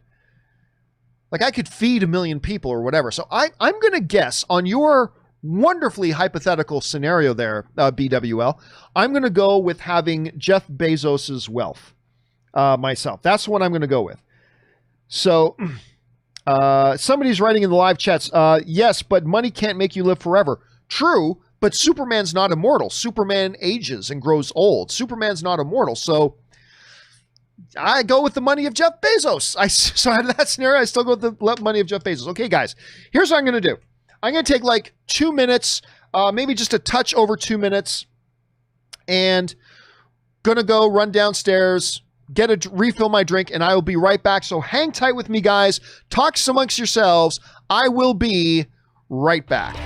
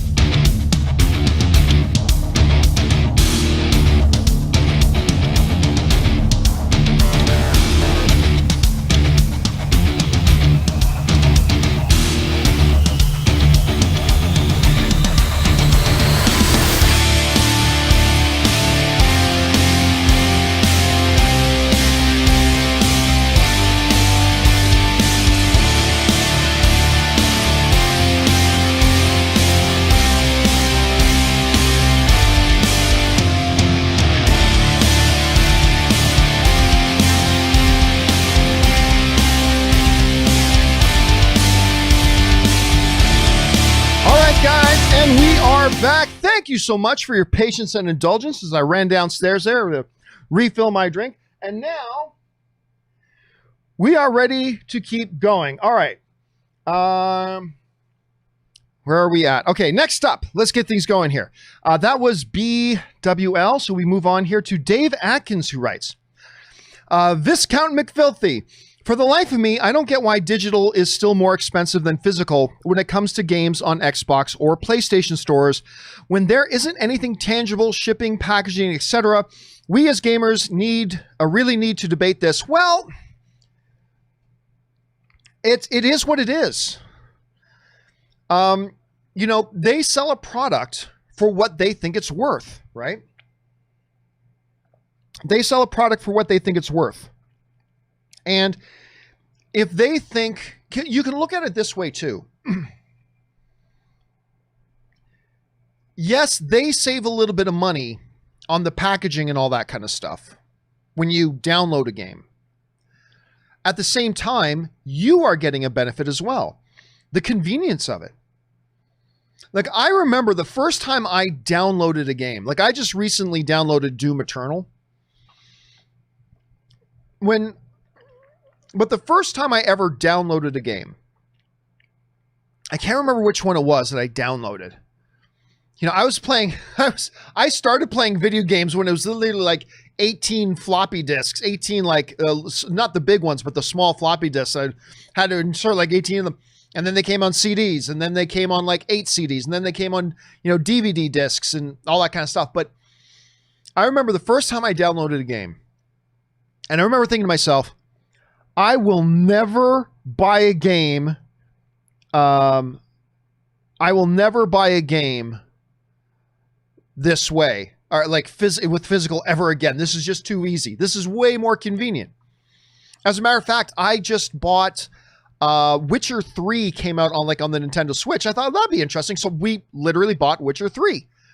Did I have to get up, put on my shoes, get in the car, drive to a GameStop, get in a line, buy the game, drive home? No, I just sat there and hit, yeah, buy, click, boom. So yeah, there's no physical stuff there, but at the same time, we're getting added convenience and stuff like that. And the games just cost what they cost. I mean, so I don't think there's any debating it. They will charge what they feel the market will pay for it, right? And so if you were paying a price, listen, I think, and you know, I'm a consumer, so I'm always more consumer, but the question comes to you, are you getting any less?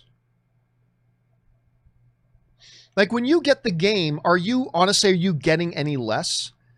Like, is there, 10% of the game is missing if you download the game instead of buying the physical copy of it? No?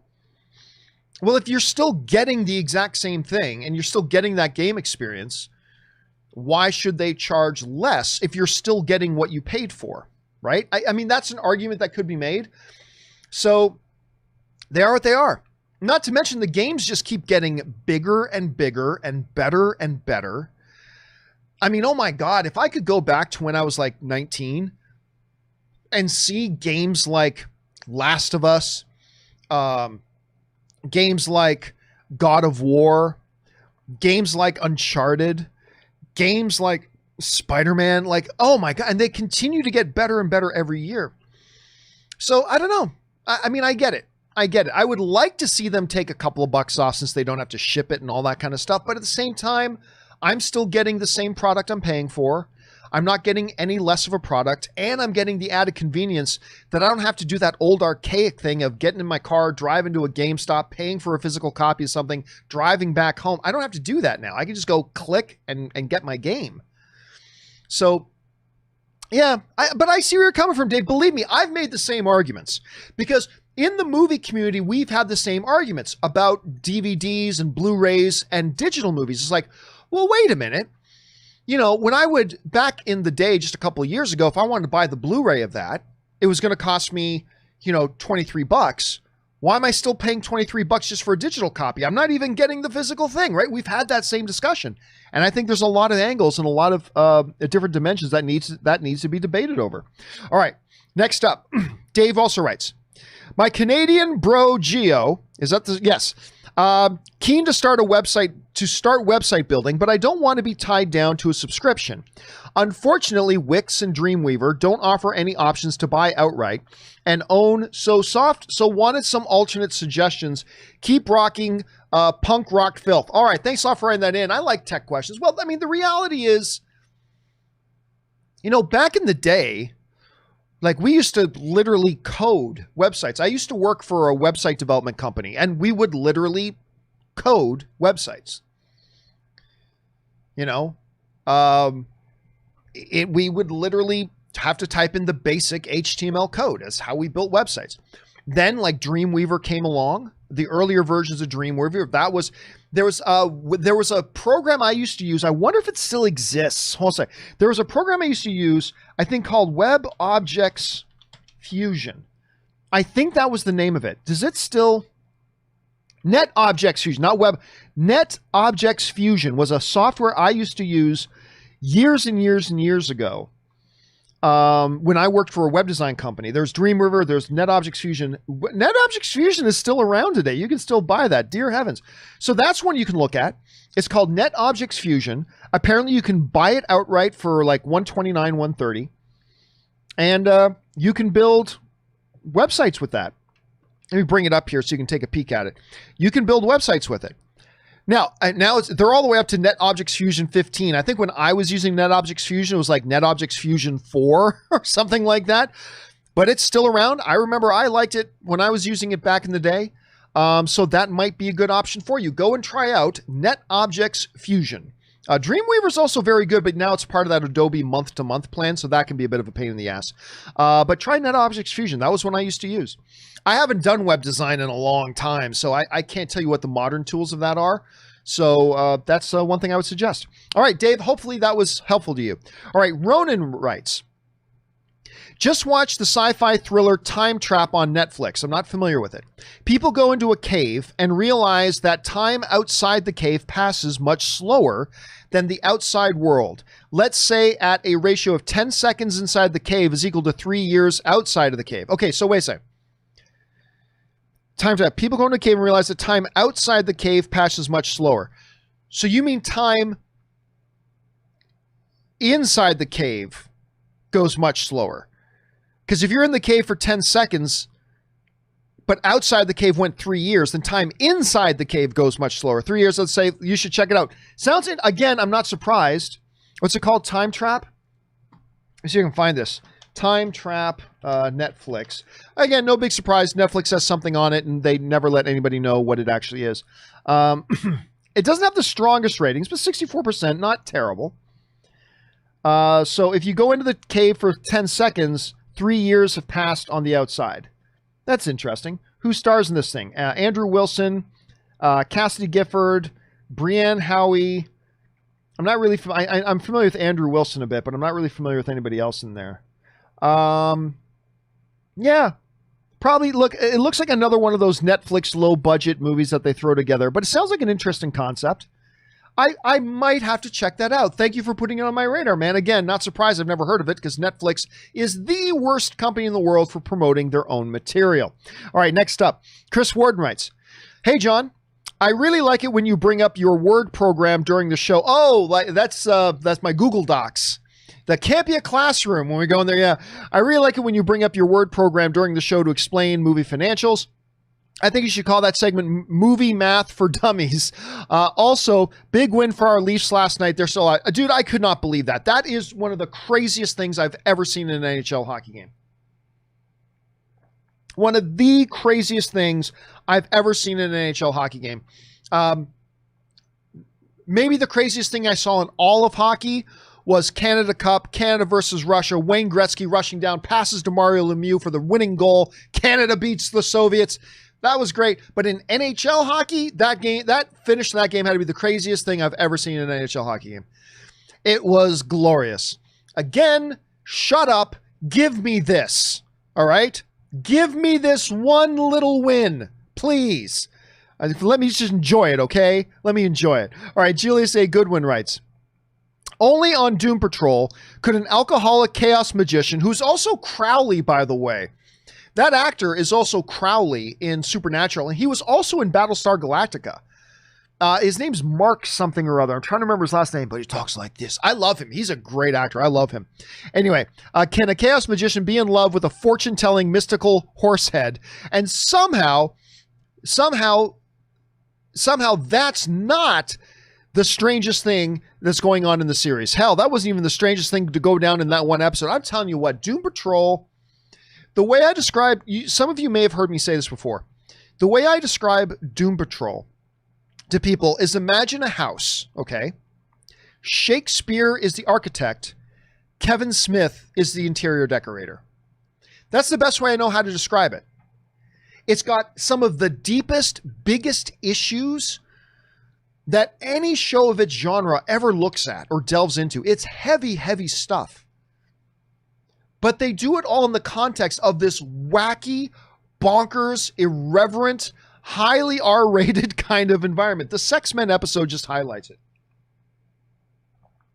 Even the season finale, man, they had that big orgy scene going on. The big swingers orgy scene. And that one was like, holy crap. But it just somehow it worked so well. It just works so well. It's kind of like who was it? When Linkin Park and Jay-Z, two very, very different things. When Linkin Park and Jay-Z got together and they did those mashup songs, you'd think this won't work together, but it really does.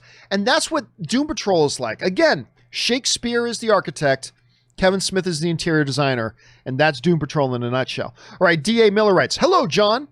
With regards to Mulan, what has there been any review? I don't think so. I have heard that it does not have Disney music or Eddie Murphy Dragon. True. Is this movie just a live-action war movie, yet Disney is promoting it to families? Is this a good or bad move for them? Well, listen, it's hard to say. I haven't seen the movie. They're saying it is suitable for families. That doesn't mean there's not going to be anything violent in it or hard, but it's not. You're not going to see blood gushing all over the place in battle scenes or whatever, right? It's not a kid movie, but it is family-friendly. And I think there are a lot of things like that. Like anything PG-13 can be that. You know, you will want to have some parental discretion. That's why they give it a rating, PG-13. So you as a parent know, okay, I can probably bring my kid to this, but there may be elements in it that might be a little bit questionable. I might want to see this myself first before bringing my kid. Or maybe you feel safe. Maybe, you know what, whatever they can put in a PG-13, I know my kid's good with. Or you might think you know what, a lot of stuff in PG isn't good for my kid. I'm going to want to see the movie first. Right? So I think it's perfectly fine. Personally, after seeing the trailers for this, and this is going to be an unpopular opinion, and that's fine. I'm glad they don't have, what's the dragon's name again? Mushu? I'm glad they don't have the Eddie Murphy dragon in this one. I loved him in the animated movie. I did. But when I saw the trailer for this Mulan and I understood what they were going for, no, that dragon thing would not have worked in this movie. I don't think, personally. Again, love him in the animated thing, but I think it is just as well that they left that out of this. So I thought that, personally, I think the trailers for Mulan have been fantastic. I'm very excited to see this movie, almost as much as I'm excited to see Tenet. Not quite, but almost as excited as I am to see Tenet. So we'll see how that all works out. But as far as, you know, does it really, it's impossible to say until you see the movie and can actually address that question. Since I have not seen the movie, I can't address on that level. I have a feeling it's going to be pretty safe, and I think it looks fantastic. So we'll find out. Who knows? Listen, we may find out that once Disney puts this thing on Disney Plus, that it might be another situation like Artemis Fowl. I thought Artemis Fowl looked really good. I did. I fully admit. I thought that movie looked really fun. I thought the trailers were good. I know a lot of people hated the trailers. I personally thought I liked the trailers. I thought the trailers looked good. I was excited. I was pleasantly excited to see Artemis Fowl. It's not like it was one of my top 5 most anticipated, but I was looking forward to it. And then they dropped it online. And everybody went, oh, that's why they put it online, because it sucks. I'm sitting here thinking Mulan is going to be great. But who knows?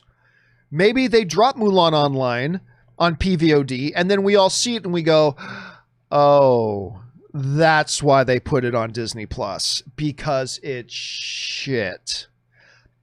I don't know. I personally think it looks really good. But who knows at this point? By the way, you've noticed none of us have mentioned that possibility? Not even me. That maybe the reason they're putting it on Disney Plus early is because they know they've got another Artemis Fowl and that it actually sucks.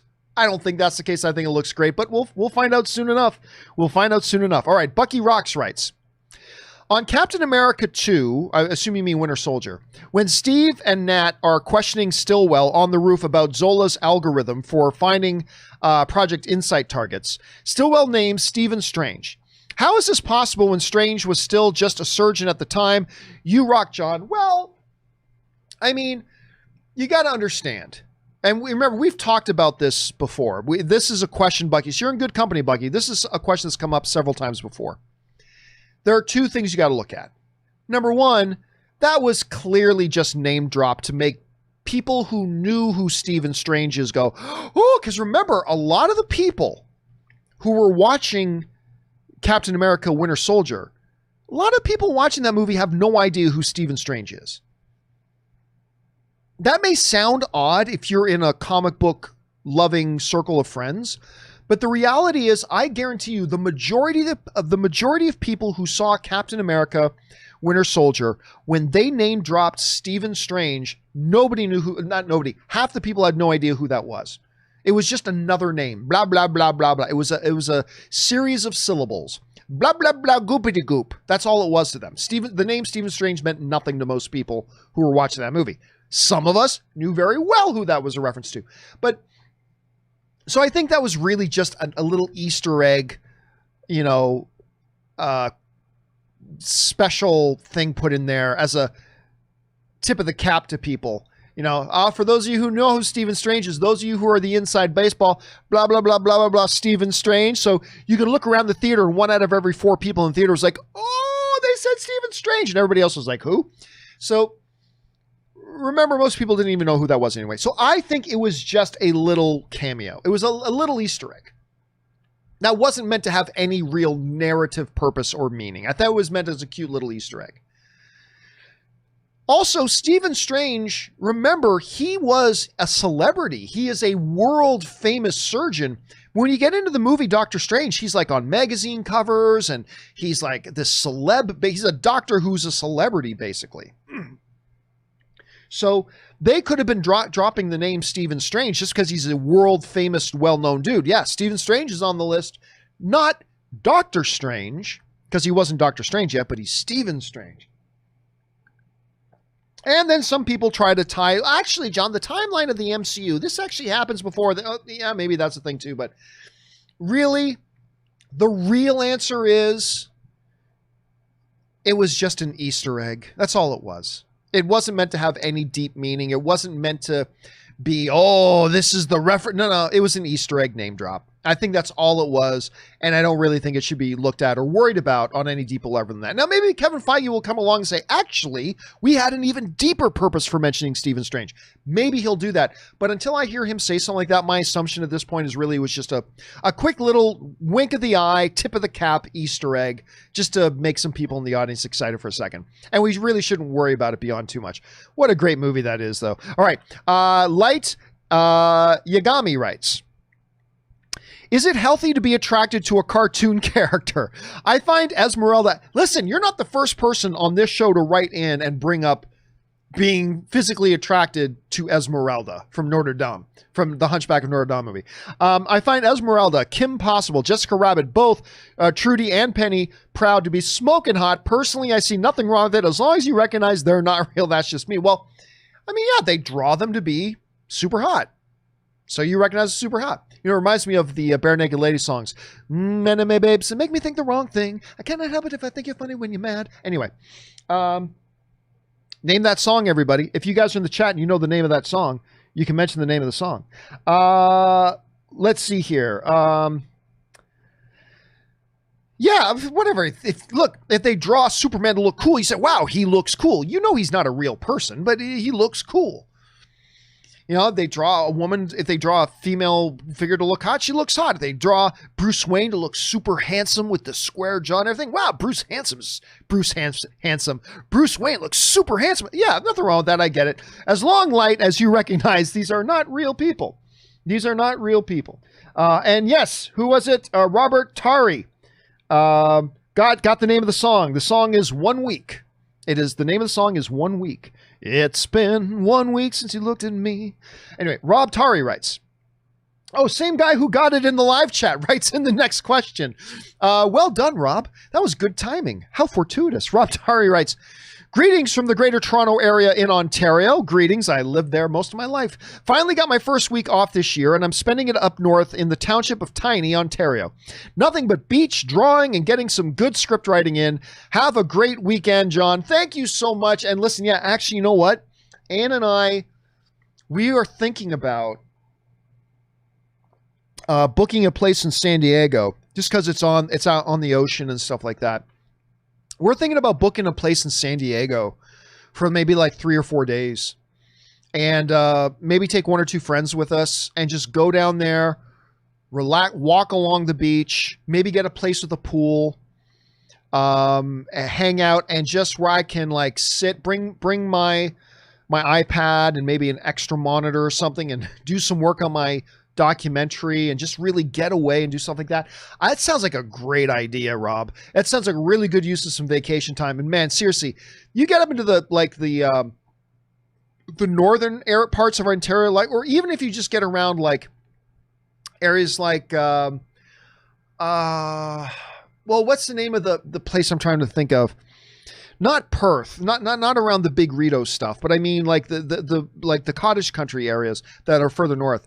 Anyway, you get up there, there's just some absolutely gorgeous places in Northern Ontario to go, and I miss being out there a lot. Anyway, that sounds good, Rob. All right, Chris Cortese writes, when I was a kid, there were two movies that scared the crap out of me. Watership Down. Well, obviously, that is, you know, for little bunny rabbits, I would not show my kid Watership Down. I would personally not show my kid Watership Down. Anyway, when the rabbits are getting attacked in the movie Foul Play with that weird looking albino, have you seen this movie and what do you think? I'm not familiar. What's it called? Foul Play. Let me look it up here. Foul Play. The Goldie Hawn? Wait, there's a Goldie Hawn Chevy Chase movie from 1978 called Foul Play. I recognize the poster. I don't remember the movie, though. Like, I know I've seen this movie. Sorry. I don't know that I've seen the movie, but I've seen the poster. I recognize the poster very well. But if that's the movie you're talking about, it's not one that I've watched. Or if I did watch, I watched it a long time ago and I just don't remember it, to be honest with you. So, no, I do not have a recollection of it. But Watership? Yeah, they've been talking about doing a modern Watership Down movie, as a matter of fact. I can't remember if that already got produced or not. But they've been talking about doing a new Watership Down, which is, again, it's like, I would never show a kid that movie. I would just personally never show a kid that movie myself, Chris. All right, next up. Rye and G124 writes, just saw Pacific Rim, and it's probably the only movie where watching the closing credits was better than the movie itself. I like Pacific Rim. I was not a big fan of Pacific Rim 2. That was a real letdown. And it's not because of the actors change. I mean, they brought in John Boyega, who's great and everything. There was a magic about Pacific Rim 1 that really touched on a lot of our geekgasms, right? That was just, I don't know, Pacific Rim 2 was such a letdown on so many different levels. And a lot of us were very excited about that because Pacific Rim 1 isn't like an all-time great movie, but it's a really fun movie. I mean, giant monsters fighting giant robots. Come on. It's great. So I like that one. But yeah, part 2 for me was quite the letdown. Part 2. So maybe you're talking about part 2. Hopefully you're talking about part 2. All right, next up. R. Lee writes, not sure if you discussed this, but yesterday a federal court struck down the... This is our third time today. But a federal court struck down the Paramount consent decree, allowing studios now to own movie theaters. Now, there's no evidence studios are interested in this, but I'm concerned this isn't good. Should I be? Well, again, listen, Robert and I are going to talk more about this on Monday when we actually have the time to go into it properly. But again, like I said a little bit earlier, I'll say this again. I think there is a number of things here that people are worried about that we don't need to be worried about. At the same time, I do believe there are some elements to this where there is some potential concern. And, you know, we talked about that about 8 months ago when it came out that the Justice Department was going to be looking at striking down the Paramount consent decrees. We talked about it a number of months ago, and there were some things where it could be okay, but there could be some slippery slope here where this can happen and this can happen and this can happen that causes us some concern. Again, we're going to cover that on Monday once we get into Monday's show and go into a little bit deeper. I agree. I don't think one of the things I'm not terribly worried about is movie studios come out and gobble up the theater industry. Most movie studios do not have the financial capital to buy up movie theaters right now. That's just the reality. Even Disney just spent more than half of their liquid net worth purchasing Fox. Disney's not in the position right now to make big, huge capital acquisitions. They're just not right now. Paramount's not in the position to do that. Warner Brothers has just done a major, the financial merger with AT&T. I don't think they're looking to put out some huge, massive $10 billion purchase or whatever. So I don't think that's going to happen. Possible? Possible. I don't think so, but it's possible. But again, we'll go more into the whole nuts and bolts of it again on Monday. We can go more in depth and we can cover more accurately. So, but it is something that could be seismic, man. It's something that could be seismic. Okay, next up. Dangerous Lee, one of our Patreon supporters. Thank you for being a Patreon supporter, Dangerous Lee. I appreciate that. Writes in, John, as if 2020 couldn't get any worse. I just saw a press release that Battlefield Earth is coming to Blu-ray. Really? Battlefield Earth gets a release, but still no Campea cut. What the fuck? Yeah, listen. First of all, did I skip I feel like I had a big jump. No, looks like I did everybody. Okay. I thought maybe I had a big jump in there.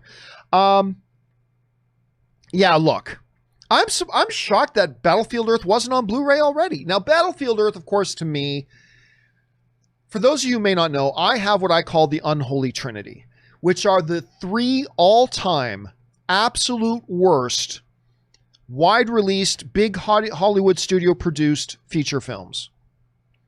There are worse, smaller films, worse indie films, yeah, but the 3 absolute worst, wide-released, big Hollywood studio-produced movies of all time. They are Highlander 2. Side note, Highlander 1 is one of my top 10 favorite movies of all time. Highlander 2 is one of the 3 worst. Next on the Unholy Trinity is the Halle Berry Catwoman movie. And then also in no particular order, John Travolta's Battlefield Earth. It is truly one of the most horrible, awful movies ever made in the history of cinema. Only outdone by the Campea cut. The Campea cut, my Star Wars fan film, called Rise of the Trades. If it had been a wide release, big Hollywood produced film, it would be in that Unholy Trinity. Make no mistake about it. My only hope is that my new movie that I'm working on right now, my little documentary, I only hope that my new movie will not deserve a place on that Unholy Trinity. That's the only thing I'm hoping for. I'm not asking for much. Just please, when my movie is done, don't make it one of the absolute worst movies of all time. That's all I'm asking for. That's all I'm asking for. All right, next up. Thanks for writing that in, Dangerous. Code Cord writes, or Cordy, one of the two, writes, hey, John, I told Rob this yesterday, but have you seen Battle Royale 2000? Oh, I've talked about Battle Royale tons of times on this. Good morning, students. It's a great day for killing. Anyway, yes, I've talked about Battle Royale many times. Have you seen Battle Royale 2000, Japanese film? I'm going to go watch it tonight. It looks great. I bought the 2-film Blu-ray collection with director's cut, plus it has a sequel. What are your thoughts on both films? No spoilers. Listen, the Hunger Games, I really liked the first couple of Hunger Games movies. I did not like the last one. But I know it's cool to bash on Hunger. I actually think the first few Hunger Games movies are quite good. Especially the second one. I like the Hunger Games movies. Hunger Games, totally influenced by Battle Royale. Battle Royale is crazy fun. So here's the basic gist. For those of you who don't know what Battle Royale is. The basic idea is that in a little bit of a way, kind of a weird dystopian thing where like the government is trying to keep kids in their place, whatever. Every year, a random group of school children are abducted, dropped in this area where they're told, and they're given weapons, you guys all have to fight to the death. And the last one who survives wins. And that's it. Last one who lives wins. But only one of you can live. And now you got to get out there and kill each other. And they let them loose in the jungle, and there's parameters. It's crazy. And it's become totally. As a matter of fact, that movie Battle Royale is kind of the thing behind the big Battle Royale game. Like, you got pubs, whatever it's called. You've got Fortnite. You've got you got multiple, you got Apex Legends. You got multiple of these games now that are basically Battle Royale games, right? That's all influenced from this movie.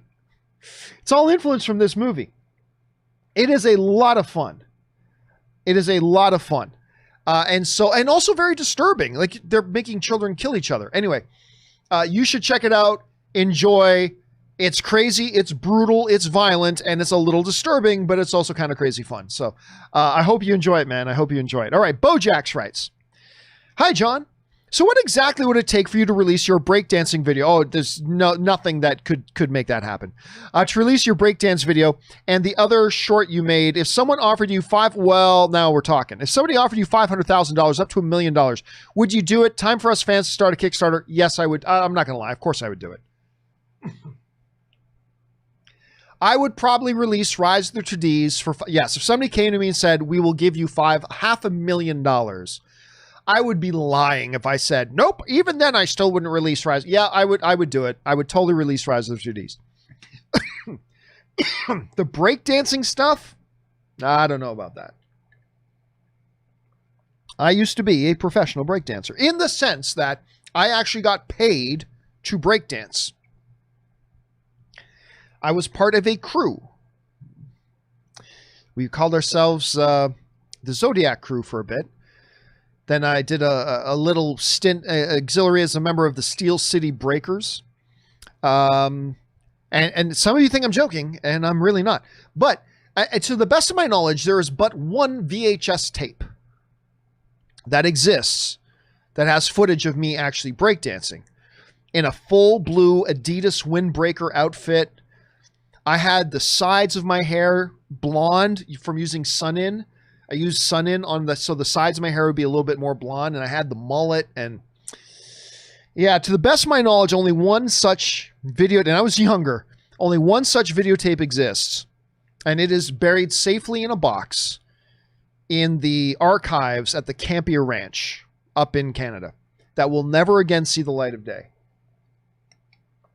So that one would probably have to be closer to the $1 million mark. Yeah, I'd probably do $500,000. Probably do $500,000 for Rise of the Trades. The other one would have to get closer to the $1 million mark. Yep, not going to lie. All right, Mojax also writes, okay, here we go. You can only choose one to watch and never see the others. What are you watching? The Boys Season 2, The Mandalorian Season 2, Tenet, or Wonder Woman 84, Boys Season 2. Easy. Listen, I am very excited for Tenet. I am very excited for Mandalorian Season 2. I am very excited for Wonder Woman 84. But yeah, it's actually not even that big of a decision for me. If I could only watch one, I'm going to take The Boys Season 2. I will lament and weep that I won't get to watch Mandalorian or Wonder Woman 84 or Tenet. I will lament and weep that I can't watch those.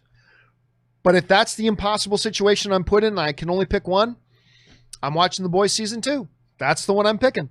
All right, next up, we got Geekpool, who writes, big fan from Canada. Well, thank you so much, Geekpool. I'm glad some of my countrymen are watching as well. If the MCU were to bring back Betty Ross, do you think they should bring back Liv Tyler like they did with Thunderbolt Ross, or should they recast? I think Betty Ross would be a great character in the She-Hulk series. Well, I mean, look, all other things being equal, it's the same. It's not like this is the Betty Ross from the Ang Lee version of Hulk. It's the Betty Ross from this continuity. All other things being equal, bring back the original actress. It's not the end of the world to bring somebody else. You can recast. You can recast. Changing actors is not the end of the world. All other things being equal, it's like, hey, yeah, we can bring her back. She says she's down to do it. And we can bring her back, or we can just go get somebody else for the heck of it. Well, then I say bring back the original actress. And not to mention, Liv Tyler's really good. I like her. I would say bring her back. But I'm not going to lose any sleep if they recast either. But all other things being equal, since she's already done the role, and if she wants to do it, I say bring her back. Bring her back. If for whatever reason she doesn't want to do it, go recast. No big deal. But all other things being equal, bring back the original. All right, Wear a Mask writes, DC Fandom announced the guest list, and the biggest surprise to me was that Ezra Chokeslam Miller is going to be there with Flash news. What's the bigger surprise? That the Flash looks like it's happening, or that he's still the Flash? I'm not shocked that he's still the Flash. What I am shocked, and listen, I'm going to be look, you guys know the last couple of years, I've really really been into what Warner Brothers has been doing for the last couple of years. Like I've just really liked a lot of the moves that they've made. I love what they've done with the DCU recently. I think they've really turned the ship around. They're getting the audience back on board with them. They're getting the critics back on board with them. They're enjoying some big success. I've really been a big fan of what they've done the last number of years. But as a fan of Warner Brothers, I got to tell you, I am infinitely disappointed that they have not even addressed the Ezra Miller situation. I am really disappointed that they have not even addressed the Ezra Miller situation. You know, Ezra Miller caught on tape. First of all, while the pandemic was going on, was out at a bar, got thrown out of the bar for getting into an altercation inside. Then outside, carried it on, grabbed a girl by the throat and took her to the ground. Now, at first, you guys know this. I thought you guys remember the first day that came out, I said, that's a joke. That's not real. Come on. Look how flimsy, look how frail Ezra Miller looks taking that girl down. Come on. It's a joke. But then I read all the reports and I'm like, oh my God, it wasn't. He actually did grab a girl by the throat and took her to the ground. And I'm like, oh my God. And I remember saying I don't know what's going to happen here, but what they can't do, what they really shouldn't do is like, shh, let's just not talk about it. Let's just pretend like it didn't happen. But that's exactly what Warner Brothers has done. Warner Brothers has taken the approach of, let's not even address it. Let's not talk about it. Let's not say, hey, we spoke to Ezra Miller about it. We were not making Ezra Miller making an apology. Nothing. They just said, shh, let's just pretend it didn't happen. And I listen, I gotta be honest with you. I'm really, really disappointed in Warner Brothers that they did that. That's not cool. And it looks like now, for all I know, maybe Ezra's going to address the situation at DC Fandom. If so, listen, big kudos, because they could just release very quietly, release a little press release that says, hey, you know, I'm Ezra Miller and, you know, I'm really ashamed of what happened there. That is not who I am.